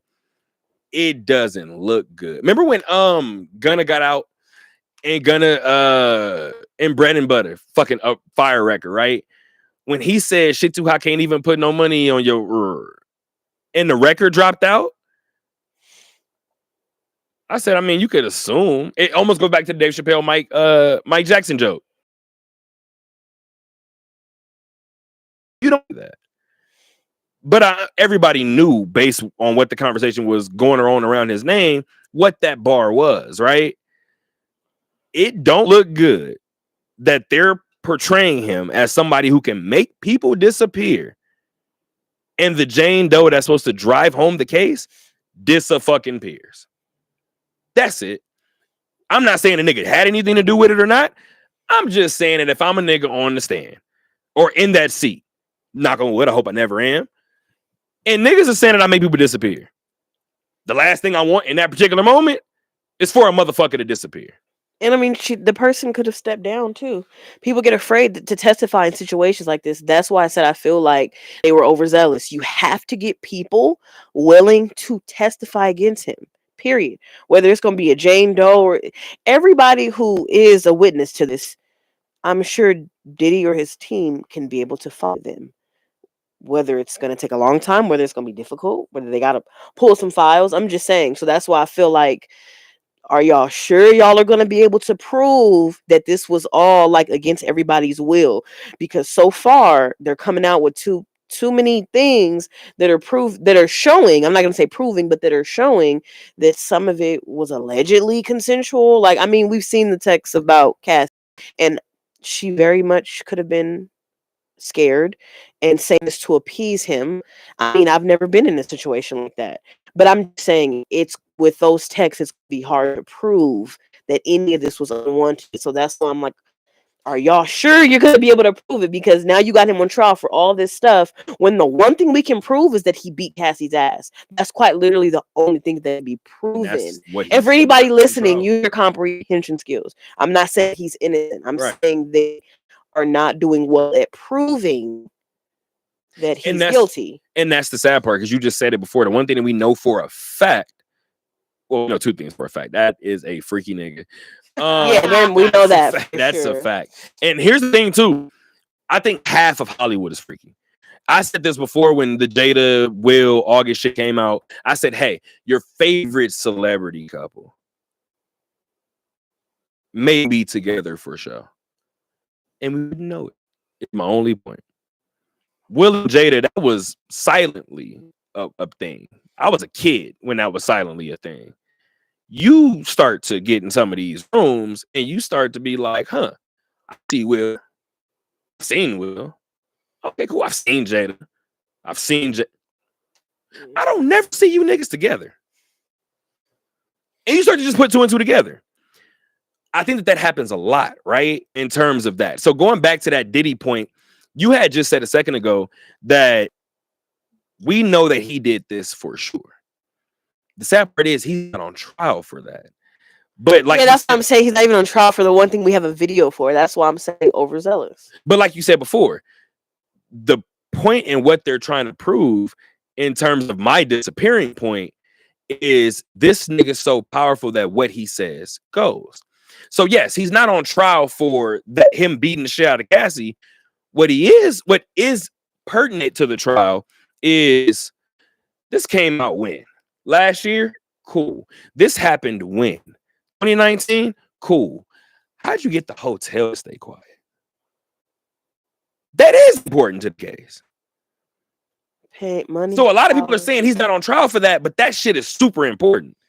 Yeah, and that's the problem. It's their job to decide what they're going to try him for. And they're picking a bunch of shit that it seems like they're having a hard time proving. And not only that, in high profile cases like this, in a situation like this where there's somebody powerful, whether it's like a drug dealer, a gang member in the community who's very dangerous, if you want people to for sure testify, that nigga go away. Because I'm testifying if it's a hand, he might not go away. No, you have to literally tell me this is a sure thing, and he will for sure go away. My testimony.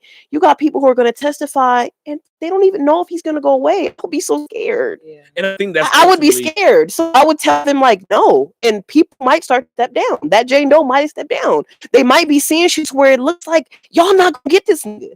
I'm not gonna go up there and talk if it don't look like y'all got a good grip on this case. What? I didn't know if you had anything. No, I'm listening. You just listen. No take on this Diddy shit. I'm not mature enough for this. So we'll get to the fuck shit after this, man. But I guess last point that I'll kind of bring up too is you keep saying the word prove, right? And it said until proven guilty. That's what it says. It's innocent until people just don't like to hear that part. And they don't. And this is why I would rather address it this way. All you have to do is prove reasonable doubt. And just like you said before, I'm with y'all and saying, hey, Cassie could have been scared. Yeah. I don't know. I wasn't in her boots, but Cassie could have been scared. Cassie could have used Diddy as a threat in her back pocket. I don't know which side, either side, right? Because it looks like all things could be true. That, I believe, is going to cause the reasonable doubt and why that fucker may get off in everything sex trafficking related. I really do. Especially because in knowing certain things, and I've said this before, and I've this kind of joke, but when I did my love reading episode with Lyric, shout out to Lyric, I jokingly was like, I think me being in the field is actually me single longer. And she laughed. And I was like, I'm dead ass serious. And she was like, well, I do believe you see certain people with significant other, and you'll see them in a different setting and be like, oh my God, that's the way you operate. So there are nasty niggas in this industry, just plain and simple. There are. And Lanes is sitting there smiling because we're in Vegas. We fucking shit happens, right? We understand that. What I do find interesting, and this is maybe add to Caprice's point, I ain't heard shit about racketeering yet, and that's what I think they're ultimately going to get him on. What were you using Bad Boy funds for? Yeah, that's what I'm saying. If that's what they can get him on, then he's gonna go away. For my guess is like 5 years, and if he has time served, Puff's gonna wait for 3 years. And that's not long. That's why I would not be testifying. We talking about I 3 wouldn't even want years. to be on that jury. Yeah, I wouldn't want to. Like, I didn't even think about that part. Yeah, take me off. I would have been told them I'm sitting up there with a veil on, like. No, I would tell them straight up. I'm biased. I'm gonna say he's not guilty. I'm very scared because I'm scared. So I'm letting you know now. It's going to be what you call it when they can't make a decision. Hung jury. I'm gonna be hung part. It's gonna be a hung jury. I'm telling you now. I will be the one like, yeah. I'm not. Y'all go home and start your car and see what happens. Like this is. I think. I can't say that. I'm just saying, I would not be saying that he's guilty. I wouldn't be saying anybody with that type of power. I wouldn't want to be saying he's guilty. Right. You can say whatever you want to say. If you're going to be Superman and be the one to say, well, I would tell on him. Cool. Great. I wouldn't. And that's what's going to make this trial difficult is they need to find people who are not scared and who are willing to come forward. And you have too many people who were willing participants and it's but they're afraid to say they were there, freaking off. So that's what I'm saying. If there were more nigga like Orlando Brown on there, yeah. I think it's mad names that we gonna be like. Of course he was there. Of course she was there. I'm sure everybody was there. Yeah, these celebrities are not gonna come forward and tell you they were at these freak offs, but if they did, that would be where more of the proof would be like, hey, I was there. I wasn't doing anything against anybody's will. I did peep. That's why nobody did the shit at Weinstein. Everybody was saying that the freak offs were like, you know, he would have his parties, yes, and he would have his white parties, whatever. But then the freak offs were after. so Okay, like so majority of the people have left. So, okay, so we got a secret group of y'all nasties that none of y'all want to come forward. So, okay, so that makes you have this big old party, me, you there, whatever. Then we leave, and you got our homies that like, yeah, no, afterwards. Hey, real quick, I just want to highlight when I throw my events, and I just want to let this put this on record now. All of my people usually have wristbands, usually have specially colored wristbands, and that usually means that they can stay after the party is closed. Usually means they can go to places that other people cannot. I'm not on the Diddy shit. All right, so I have a question. Nobody's gonna want to come forward. And I think I know where this if Diddy gets out, I don't know where this is going. When he gets out, I'm sorry, I don't think he. Yeah, I don't think he's going away for that long. Would you guys attend the Diddy party? Hell no, no, I would not. No, thank you. I'm good. With all due respect, the answer is no. But I've never met Diddy. I've never been in a room with Diddy. I don't know if this shit that they're saying about Diddy is true, right? You know how you see a person on TV and you just have no desire like to be around them? Respectfully speaking, that has always been that. Diddy has always been that for me. And if I were to ever have this conversation with him, I will be completely, fully tell him, I believe it's because of where I grew up. You got to understand that. I grew up in LA. So we all viewed Puff like he represents something evil over there. Yeah. Like we all viewed him a certain way. As a kid, we've been saying, so Bad Boy. I just, as a staff record label and as a motherfucker. If you want to be down with Bad Boy, then fuck you too. See, that's why I can do hip hop. This one right here. Both of y'all actually. When he's not on her Aubrey shit. But no, in all seriousness, I just never had a fondness of wanting to be around Diddy from that perspective. I will say too, it's hard to say no to certain invites for sure. I will say that. I remember 420 weekend, one particular year out here, we're covering marijuana. It's MJ BizCon, it's Marijuana Business Conference, and we're covering the MJ BizCon. And I guess the people that are particularly promoting for this event, they're going around and they're like scoping people out. They hit me in the slide. It was like, hey, come through tonight, you know, penthouse at the Hard to show you how to at the Hard Rock. The fuck is happening there? They're like, hey, Snoop is performing tomorrow at I don't even remember. I think I actually took you, Caprice. I don't even remember what the fuck it was, but they still was performing somewhere. It was like, hey, you got a penthouse tonight, Hard Rock, come through. All right, fuck it, cool. I don't know if I'm going. And in the back of my mind, Lance, you know damn well I smoke. But smoke before this. But I'm working here at the conference. You're inviting me to a spot. I don't know if I'm gonna walk in there and get fake. I don't know who I'm around. I don't know what. Dog, I got to that fucking penthouse. When I was walking up, I seen 2 security guards outside the door, and I was like, okay, it's one of those. I walked in. On the walk-in, they're filling up like the helium balloon as I'm walking in. On the walk-in, they hand me they take it off the little joint. They take it off, they hand it to me. They said, hey, you got some edibles right there if you want to grab that before you get in. Grab me 2 little edibles and like, let me see what this shit is. Now I'm holding the balloon. I'm not taking this shit yet.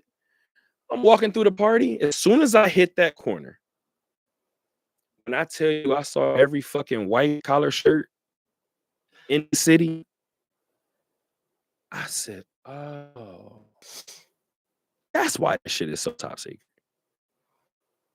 I don't know half of these white shirts in here. I bet you the city do. When I tell you we were in that motherfucker faded beyond belief, I'll show you the pictures afterwards. They wanted us to like cover it. I was walking around telling them, I'm not telling nobody what I saw here. Why would I do that? We had a great time.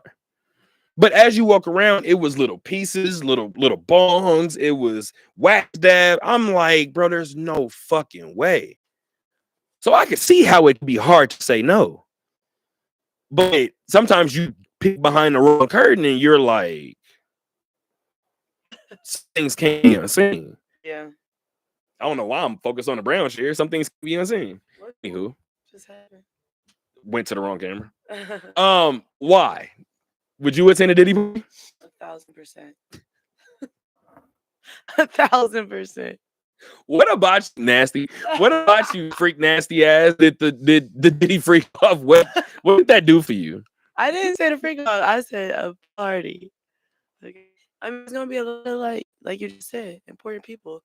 You never know who you can network with, meet, grow, Freak off with. I told you I wasn't mature enough for this conversation. I mean, you did give us the heads up. That's fine.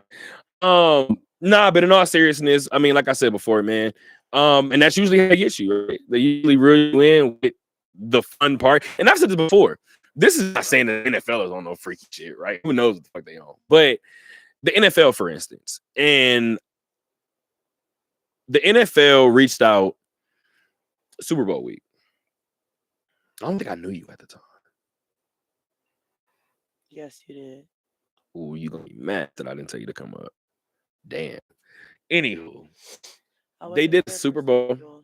That's why. They did a Super Bowl media party. Okay, cool. Caprice, you can. Did you go? Mm-hmm. You can. Who else was there? I seen Brian Salmon. I forgot who else was there. But anyway, Super Bowl media party, right? I walk in. And I told my dad, I said, hey, ever seen The Hills Have Eyes? Like, not the movie. The Hills, the video by The Weeknd. And my dad was like, no. I said, cool. I said, well, there's a part in the video where he walks in the house and all the lights are off, but like the whole house is like a fluorescent red. Like it's like a bright ass red. Almost looks like flame is in the background. Kind of resembles hell, right? I said, so there was a point where you get there and they did it at the Formula One, at the one track. So at the practice track. So I'm walking around, and again, this is the NFL media party, right?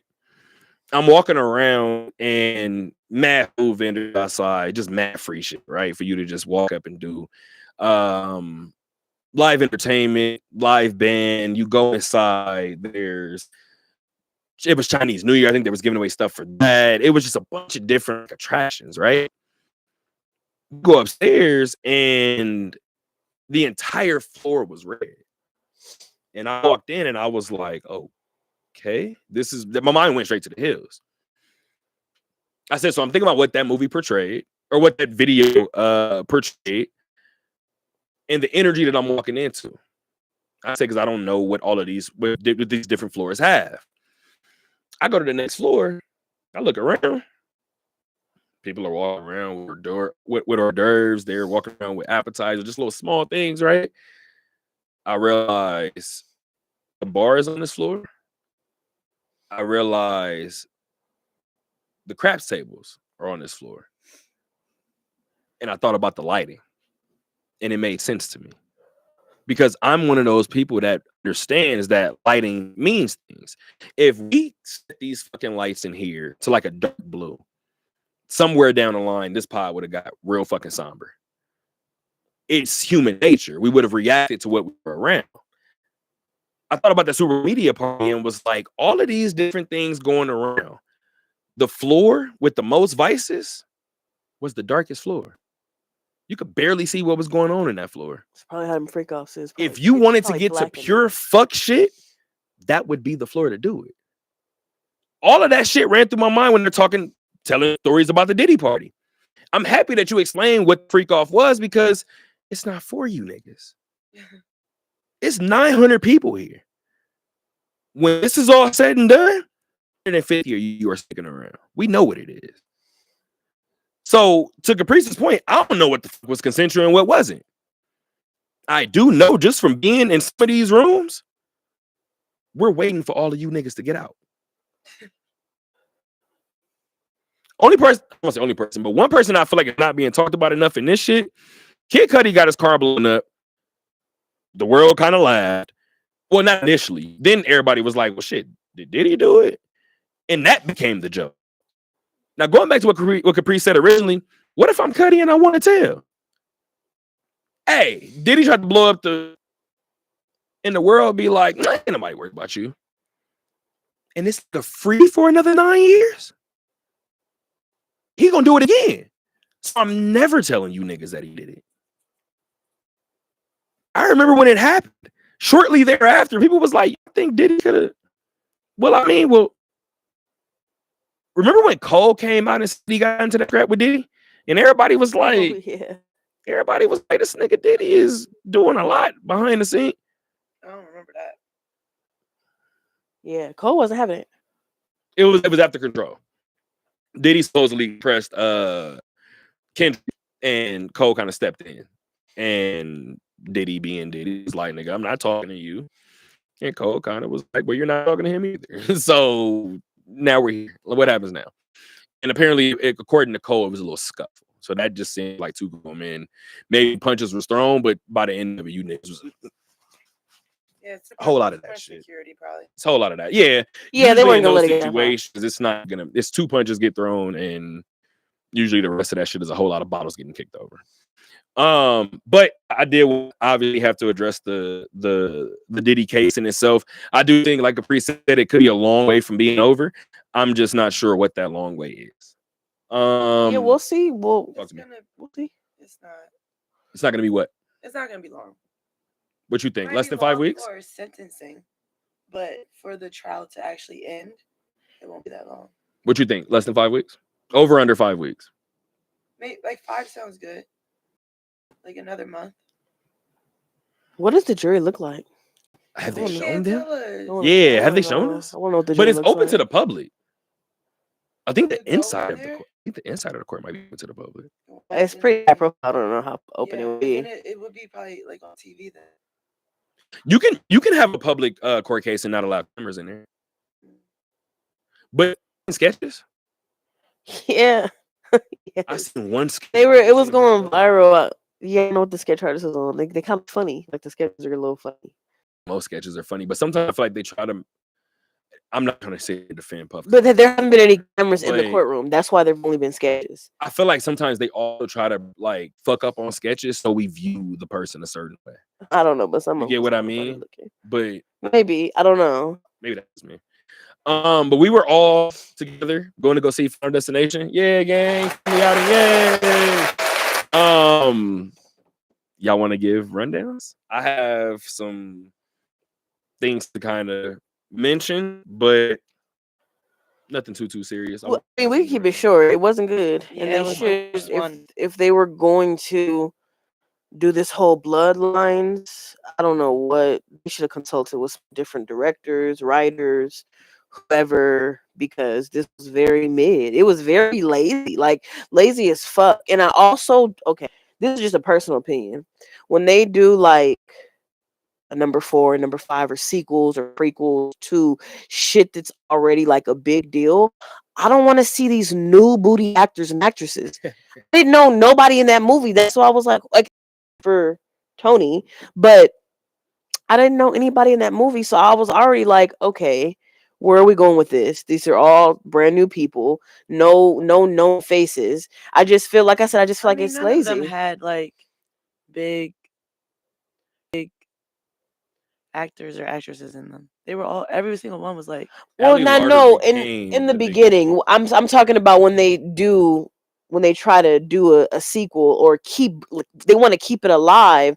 I just feel like maybe they should have had some better stars or to really drive it home, because the series, the Final Destination series, started off really well. So Can I unless give you an example real quick and you can go right to your point. Fuck the medium from The Conjuring, the lady with the blue shirt, the lady that eventually, this shouldn't be a spoiler alert for y'all, but the lady that eventually dies in Insidious 2, I believe it was. I heard that they were still working. I haven't heard if it's coming out yet, but I heard that they were doing a prequel about Ed when he, or Ed, but the guy that played Ed, Warren, the dad in Insidious when he was a kid. Because obviously his son went through whatever he went through. Yeah, see, they could have used people like that. Around her. It's based around the medium. So that's why I was saying that might defend your point a little bit. I was with you. I thought if you were going to pull from Bloodlines, I thought you were going to go to maybe the first or the second movie and be like, her grandmother cheated death. That's why that shit chased them. You know what I mean? Yeah, or yeah, and some they didn't do that. They didn't connect any of the old ones. Like I was just like, whoa. yeah. What are we? If anything, maybe they should have did like a prequel. But I mean, I don't know. I This feel was like the prequel. They just didn't tie it in. I feel like it Yeah. was. Well, oh wait, this was supposed to be the This was prequel. Bloodline started it off. Yeah. This is why the shit See, starts. look, they didn't even do well because I got confused. It was see. I just feel like for example, I'm a really big fan of the show Dexter. Now that show doesn't have like really big actors and actresses on it, except for that one chick who was in New York Undercover. But anyway, I forgot her name. But that was a very popular show. So now they're doing like a prequel, but the cast is like really good. Like they got like Patrick Dempsey, Michelle Pfeiffer, I think, or was that her name? I believe so. They got people like that because they know that it was so popular. They're trying to really reel in the audience with the prequel and really make it like interesting, because the other characters were already popular for that show. But to bring it back, they wanted like a good cast. So I feel like that's what should have been done with this one. Whether you pick some actors from Insidious or whatever, people who I've seen do scary shit. Like these literally look like just all like brand new actors. Is all I'm saying. Like, when I watch the other Final Destinations, it doesn't feel like new booty actors and actresses. It feels like they're really committed into it. This just felt really new and really lazy. And I'm with you from the stand. What's your point? I know I don't want to be I don't want to be offensive. Uh-oh. Well, here comes something offensive. The sister that was she was trans, right? I mean the brother? I don't know. But what about it? Yes. No, that was okay, whatever. Let's keep going. Anyway, I don't know the answer to that question. I think she was trans. Well, I don't have a problem with it. I was just asking. You want to be correct. The thought came to me, but anyway, that's beside the point. I was just curious about that because I got confused in a part of the movie, so I didn't know if they were trying to make that like for us to know. They showed Jesse, and Jesse was a girl, right? Oh well, I guess that doesn't answer your question. Never mind. Sorry. Whatever. See, I should have brought it up. See, it just got messy. I just was curious if they were trying to make it obvious to where it was like inclusive. I didn't know if that was supposed to be like obvious. But anyway, I feel like all movies do that at this point now. I feel like cartoons and stuff do it too. So I just assume inclusion is happening everywhere. I just don't. I didn't. Whether you had that question or not, I felt like the fact that you had the question was enough, and I just left it alone.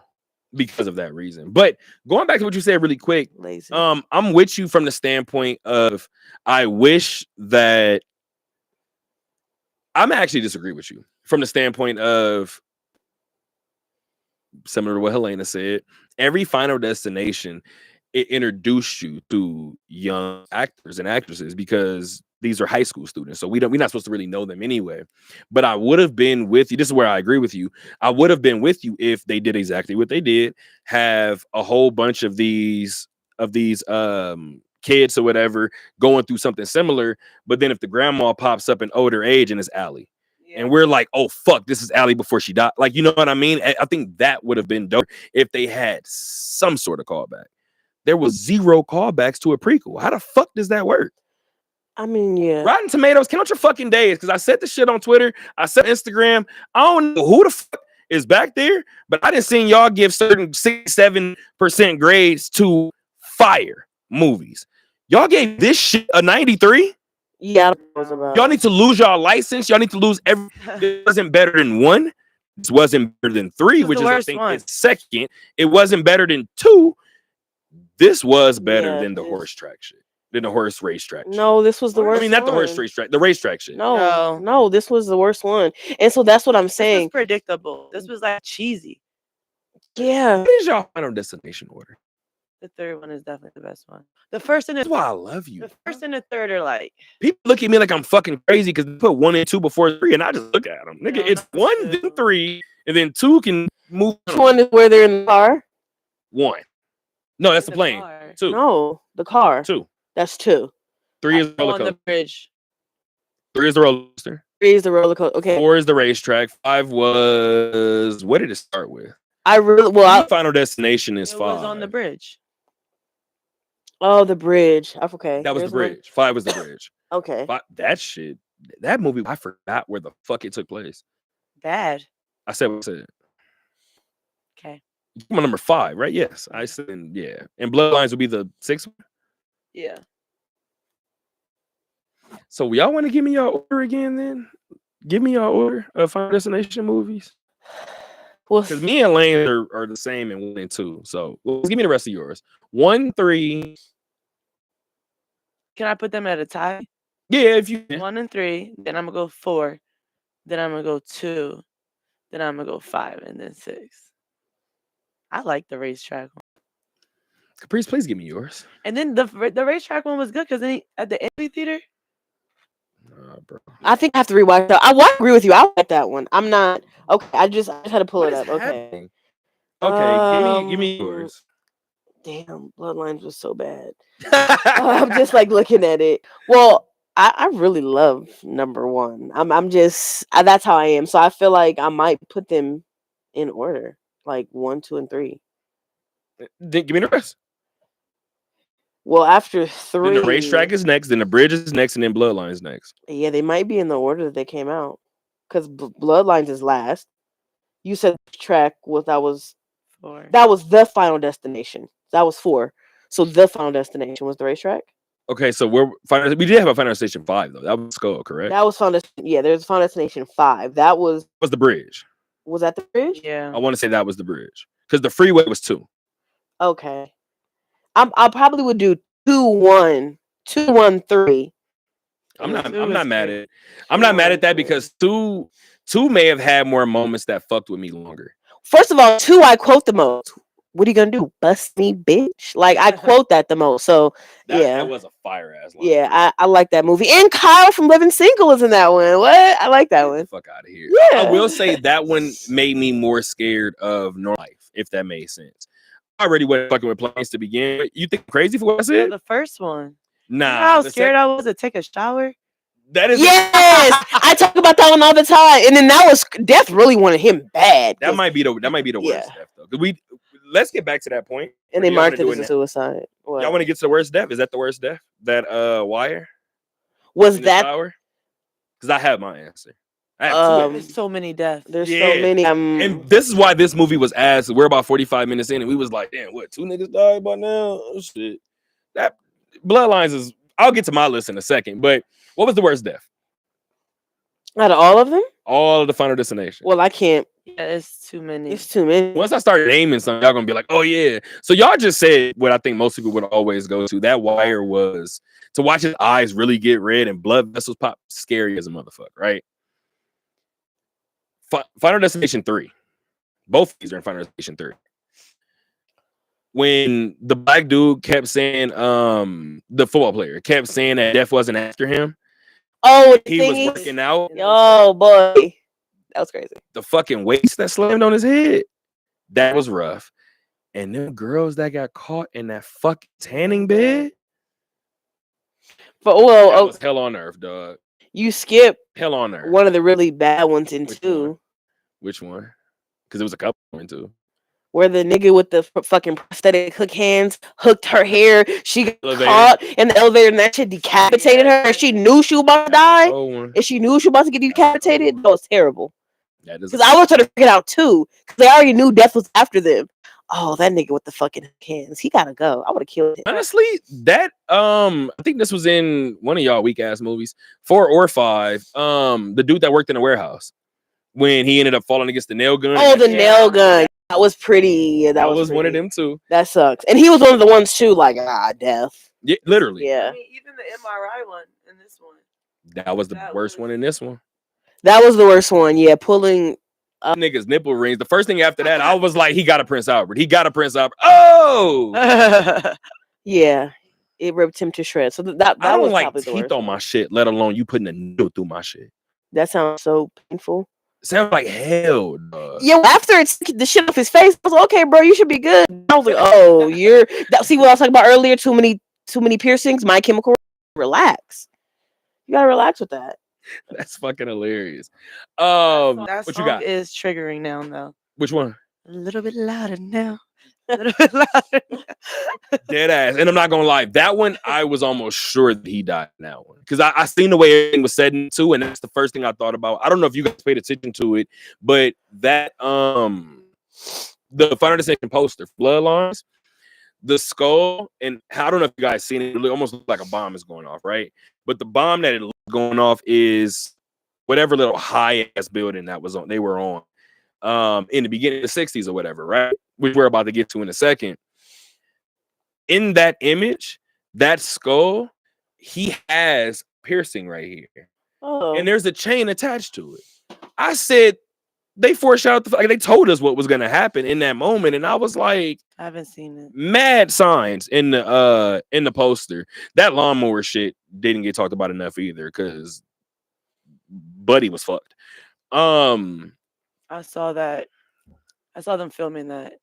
Ooh. It's like all over my TikTok now. Really? Yeah. Because our phones be listening. Yeah. And I wish they would chill the fuck out. I got 2 things to talk about really quick. I'll give my list and then I'll give whatever little like last second little rundown I have for the movie. I have 1, 3, 2. Y'all gonna be mad as fuck. You said 1, 3, then 2. Mm-hmm. Okay. I have 1, 3, 2, Bloodlines 4 and 5. Yeah. What the? Okay, that's crazy, dude. This was the worst one. I think this one, I said that at the end of 4 and 5. And I think 5, the only thing that saved 5 was the fact that at the end of it, it tied back to 1. 5 was ass as fuck. To the point where I forgot shit was on the bridge. I was like, what was the catastrophe in 5? I couldn't remember. Nigga, we were leaving Final Destination. I asked y'all then, and neither one of y'all could tell me in the moment. I didn't remember.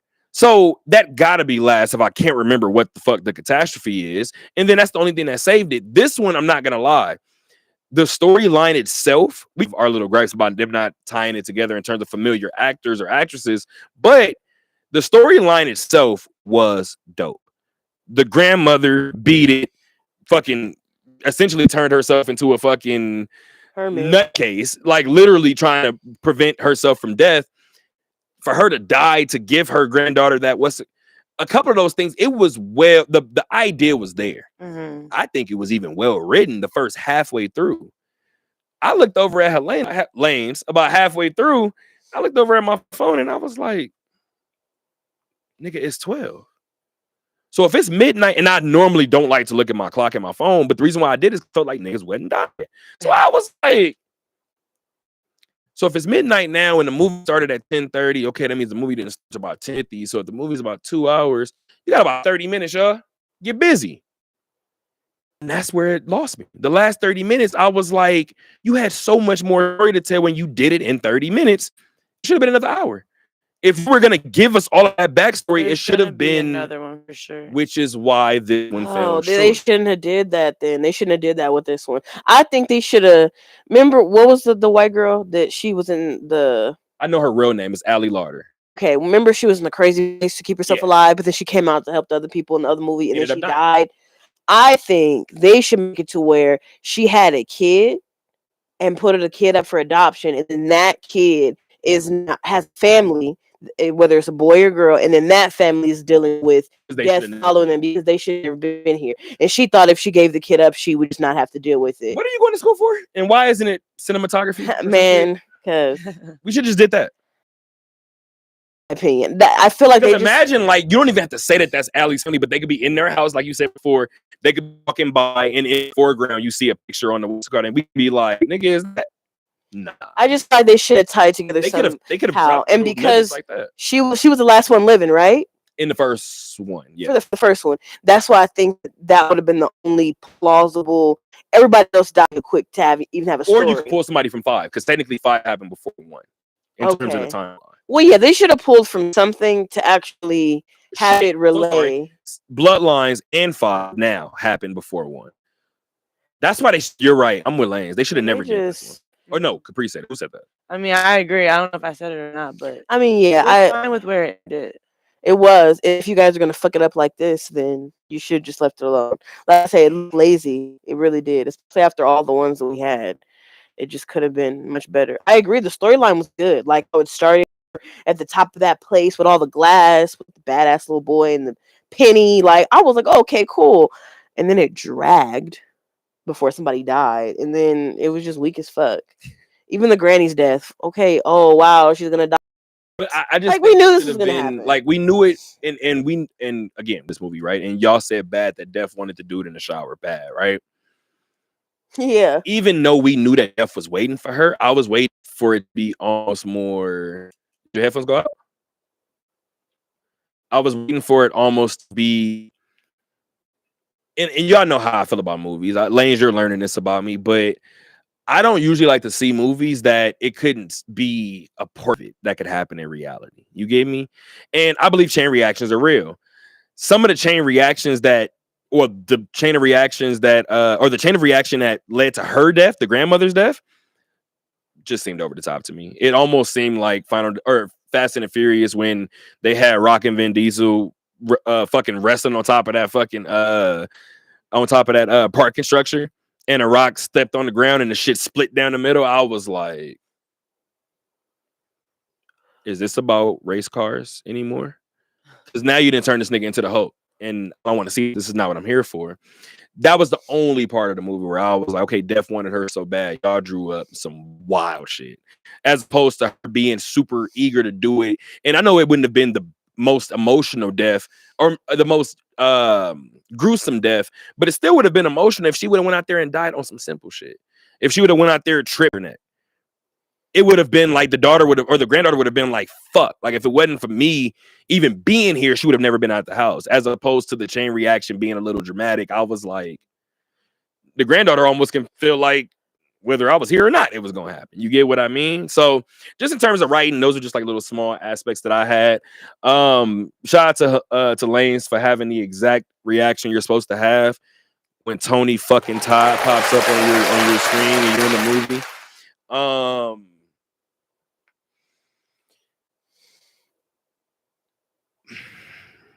Not finna get emotional, but I showed Caprice the person. I sent her a picture. Do you know who Robert Englund is? I'm gonna show you a picture really quick. So I'm gonna type this name in only because you do know who Robert is. And when I show you who Robert Englund is, you're gonna say exactly what Caprice said. Caprice said, "Oh, why didn't you just say Freddy Krueger?" Yeah, that nigga's creepy looking, especially after playing Freddy. Robert Englund is the man who played Freddy Krueger. He just died? No. I believe Robert is still living. God willing. I can go double check. But I say that to say he is still living. God bless.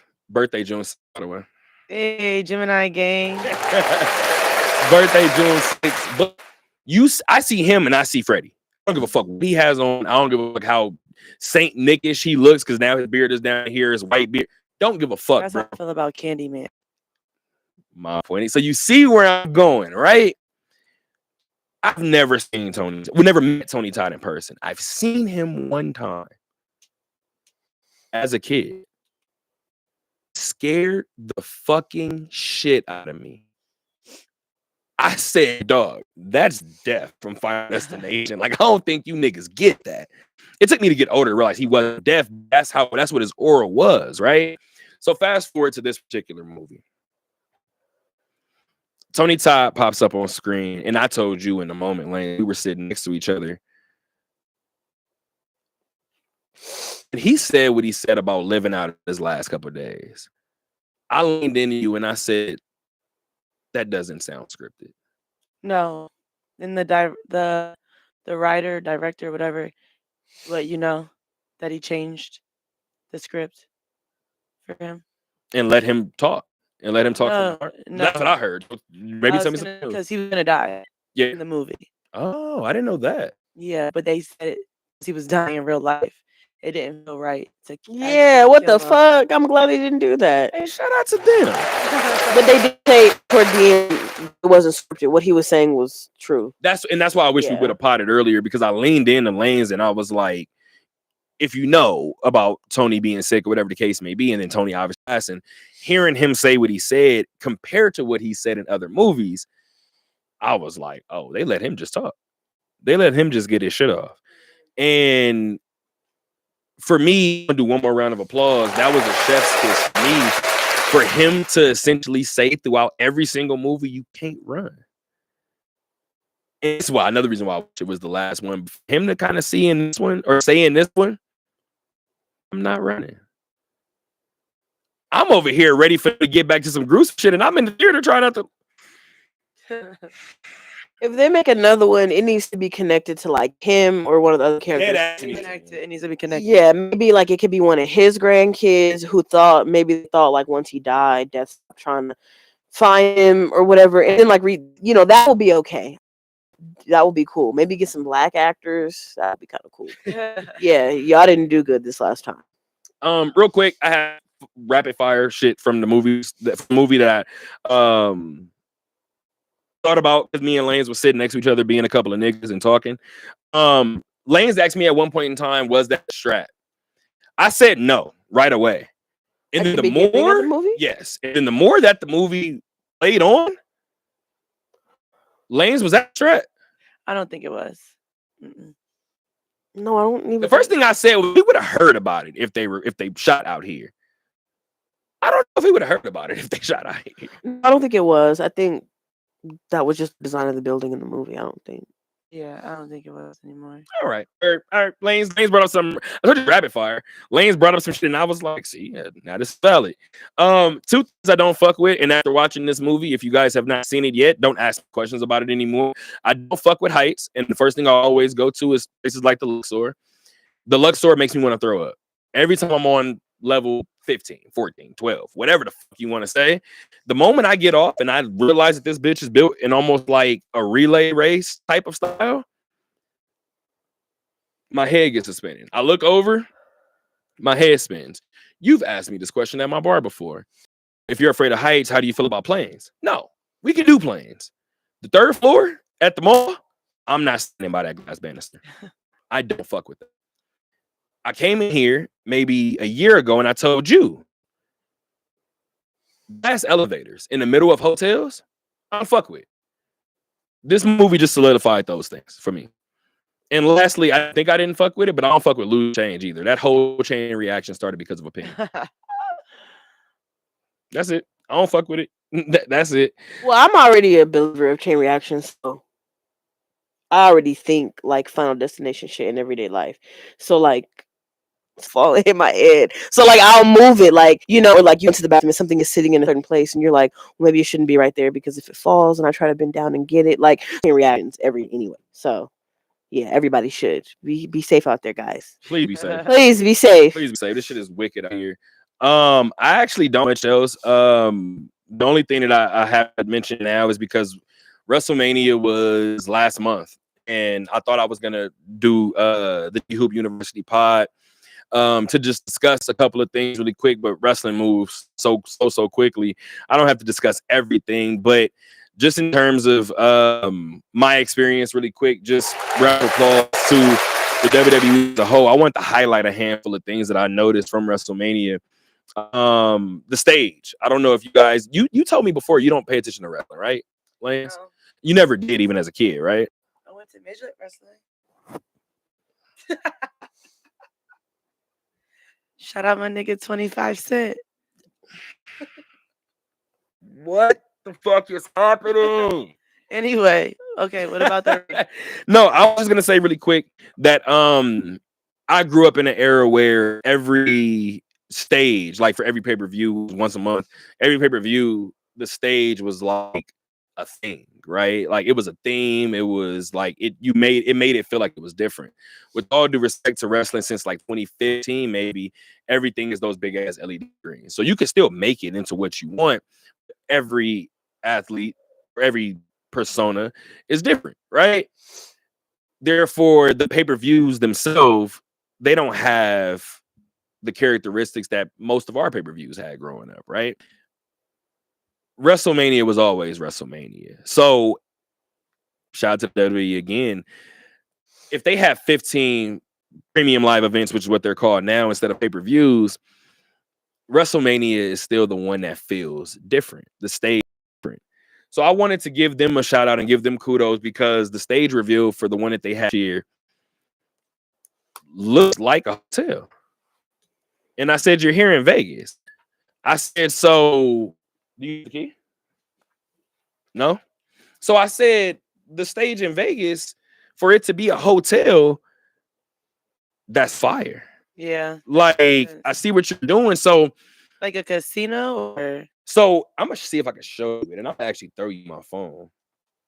Because the WrestleMania 41 stage looked like this. I'm gonna throw it in this brown chair over there. But my bad, hit the ground. My bad, dog. I know Lanes is like, fuck you, bro. But no, so Vegas is known for the strip, right? Vegas is known for Vegas is known for the strip. Vegas is known for hotels. Vegas is known for the glitz and glamour and things like that.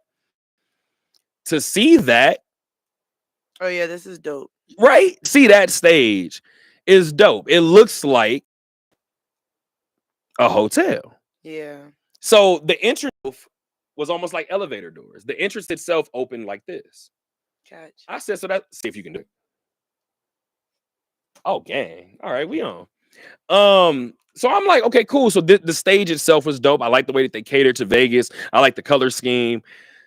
Every wrestler that came out essentially was able to make their version of a hotel, right? So that's the way, in my opinion, that's the way you play with the LED light. You want it to be interchangeable for these different athletes to have their persona, their colors, their attitude, all of these different things added into the entrance to the stage. But you want the stage to be something as a standalone. Yeah. And that's what WrestleMania did this particular time around. Down to the announcers tables. The announcers tables were shaped like casino tables. Oh, that's cute. I said you guys thought about it down to the minor details, right? So I'm gonna show you that when we get out of here too. About Allegiant Stadium, you know about the Wynn Field Club, you know about the suites. They built the stage around the suites. So for the first time ever, anybody who purchased suite tickets, you were sitting on the stage of WrestleMania. Once again, kudos to the WWE. That's how you do it. What do they do next year then? How do you top that? I hate to be this guy because I don't want to, because I know they're going to try to look to top it. I think they try to look to top it with the show itself. I think in terms of the pageantry, I think that's why we're hearing that Vegas is about to host WrestleMania for a second straight year. No, I think something like fell through with Nola though. Mm-hmm. So Nola fell out of it, and based on everything I'm hearing, they fell out of it on their own regard. Like they asked out of WrestleMania. That said, they just had a big event. They're fine. That's probably why they're like, we got some other stuff that we're trying to figure out. Maybe we don't need that right now if we're not going to be able to do it the proper way. New Orleans has had WrestleMania before. So it's not like they've never done it before. They're probably like, we're not in the space to do it at this second. Let us double back, which I'm cool with, right? And at least they understand it. The only thing is, from the WWE's perspective, people are asking, well, how do they top themselves? How do they top themselves? I'm not thinking about trying to top myself in what we did last year. If you just said it, the goal itself, you good, Caprice? Lanes is being goofy as fuck. What? I came a little rough. Why'd you look at the camera? I just looked. Oh, I was like, what camera you look at all evil? What'd you look at? The brown chair. Oh. I don't know. Maybe it's a boogeyman. See, don't bring that up. But I think part of me feels like if New Orleans felt, as a person who plans events, nothing yet the level of WrestleMania, right? If I'm planning for an event at this particular location a year from now, if you tell me with less than a year to go that you can't do it at the location, it's just easier in terms of feasibility to just go to the place we just did it. Mm-hmm. Now, I know you're not the biggest wrestling fan, but two things that I've heard recently, I've heard Saudi Arabia. I've heard they've been trying to get WrestleMania out there for years, and I do think it's going to happen. However, Saudi Arabia gets the Royal Rumble 2026, which is in typically slated for January. Sometimes happens the first weekend of February. You're not getting WrestleMania in April if you just have the Royal Rumble. You're not doing that. Another thing that I heard is London, which I'm not gonna lie, makes a lot of sense. You want to go? I'll let it go. What the fuck? I'm trying to find a reason so we can go. Let's go. If you can't tell, Lanes is my travel partner. If you can't tell, always ready to go. Here's the problem with that. WWE has never done WrestleMania overseas. They've done Canada. They've done Toronto once. Shout out to the 6. Shut up. You're not. And you lucky I went to the wrong city. I was not giving you the from, evilest of odds. What the 6 is, Toronto or Canada? It's Toronto. Toronto. Okay, you're not from Toronto. But I don't anticipate, and again, this is just for me thinking from like a planner's brain. If I have a year to plan WrestleMania, and now the venue that I was going to tells me that they can't do it, so they drop out with less than a year left, why would I take it to a place that I've never taken it to? It's going to make that already hard feat 10 times harder because I'm doing it in a reschedule. With all due respect to wrestling fans, I haven't talked to anybody from the WWE, but London doesn't make any sense. Saudi Arabia doesn't make any sense. Indianapolis does. That's where I'm going to leave it.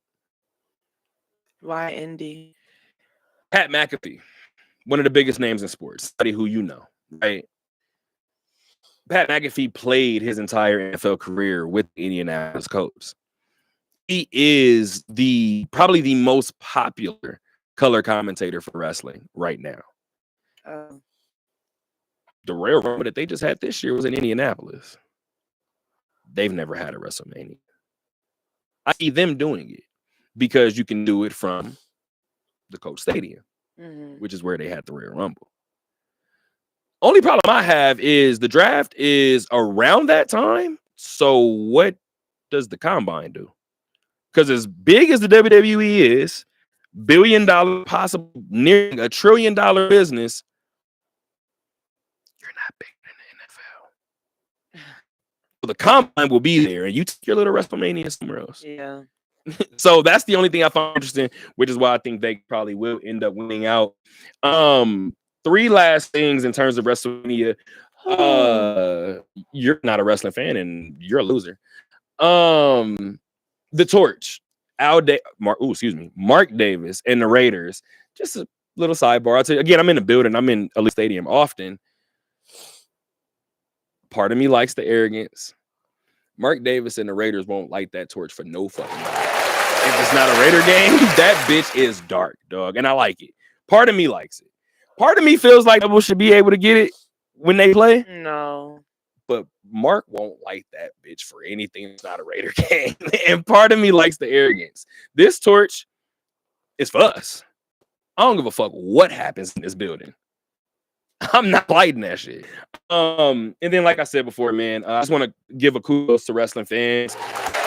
I go wrestling events often. It was my first WrestleMania. I'm living through my phone during every event, during every entrance, right? I'm living through it. By like match number 4, I was like, while you're recording, look around and just see what everybody else is doing. Shout out to wrestling fans, because I don't think I've ever been in a group of 40,000+ people where 80% of them were not living through their phones. And I don't know that I can say that I've ever been to another event where that percentage of people, of that many people, were willing to live in the moment. Yeah. Right. So shout out to wrestling fans for that. And my last point is there's a whole lot of race in wrestling. And a lot of y'all may feel like you're just cheering for one guy or cheering for the other guy. I noticed everybody that didn't cheer for anybody. I just want to highlight that shit. Y'all like to make it seem like, oh, we're just cheering for this person. We're just cheering for this person. At one point in time, there was 2 black women who were wrestling. Shout out to Jade Cargill and shout out to Naomi. The people that I'm talking about in question, want to guess which match on the card they were least interested in? And just being a wrestling fan in terms of storyline, that was one of the better storylines. Couldn't get a reaction out of them with those 2 black women out there performing. Racist. It's a whole lot of race involved in wrestling. And I know people don't like to address the elephant in the room. And like I said, like to hide it and disguise it by, oh, I'm just cheering for this person. No, you're not. And we know. But that's it, man. I will tell you guys this. Shout out to Lanes for saying what she just said. If WrestleMania makes it back out here next year, More money for me. I'm in that thing. If it happens, I'm in there once again. Matter of fact, I'm trying to get my brother and my dad out here if that were to be the case. What do y'all got for me, man? Anything else for y'all? I think I'm pretty much done. Wrapped up? Yeah, I think so. I can't think of nothing else. I'm good. Lanes, come back, man. We love you. We love you. We love you. I know you guys. I'm anticipating some people to hit me up and say that they want to see you on the pod more, because this is the second time you've done the pod, and I don't even think you was on camera for the first time. I wasn't. Yeah, shout out to Lanes for being on camera this time. We love you, Lanes. Caprice, everybody always talking about you on this pod. I don't know why, for whatever reason, but whatever. Such a hater. I know. All right, Batty. But she called me slow like 2 pods in a fucking row, and you didn't care. I didn't say so. I was recommending to do things because you beat the statistics.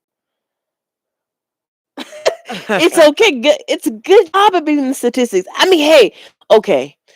Does it depend on what statistics you beat? Like you grew up off Slauson. Like, yeah, you beat a lot of statistics, dude. Should have led with that one. Okay, he beat. Okay. Don't say nothing else. Don't say nothing else. And what were you about to say? First of all, before you say it, is it in defense of me? What was I about to say? Tell me. Hopefully it was in defense of me. I think I was about to say black men in America living past Yeah. 30. You're so many statistics like as it is. So You want to say I can't read and shit? no, you're projecting. I said you can read. I don't know about the new gen, but I'm getting the fuck out of here before we get Gen Z. is that the one? Yeah. Or is there We have one another after one that? after that one. There's No, another one. I can't with any of them. I think that don't judge me, but I think we go into alpha, beta. I don't know what the next one is, but I think we go into that next. It's generation alpha, generation beta. I think I read something that said that. I think. Oh, I can't even keep up no more. I just know I'm just gonna start asking people what is a hashtag. What is the hashtag called, Lane? Like, no, don't. I know I wasn't about to give the answer. I was just gonna say A hashtag. yeah, but The actual, when you what make is it phone called though? calls, they'll say blank. Oh, pound. Yes, pound sign. Oh. So see, she knows. Oh, so I was like, "Fuck!" Like, am I the old guy? That's what I'm gonna start using is like my gauge. This girl's over here. We're over here trying to figure out who belongs to what era, what generation, and this young lady that's on camera right now, and she knows damn well that I start the pod with certain energy, so I don't take requests. This girl had the nerve to ask me to play the song to start the pod with what I'm about to end this pod with. Let's go. If I would have started the pod with this, we would have been in this motherfucker crying, dog. That's what I'm ready to do. Let's go. Until next time, gang. Episode 73 of the OD. Let's let Tony Braxton take us out, man.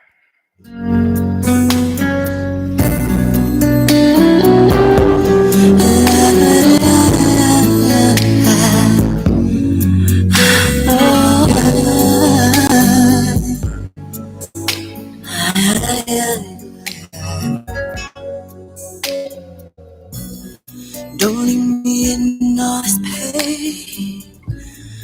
Don't leave me alone.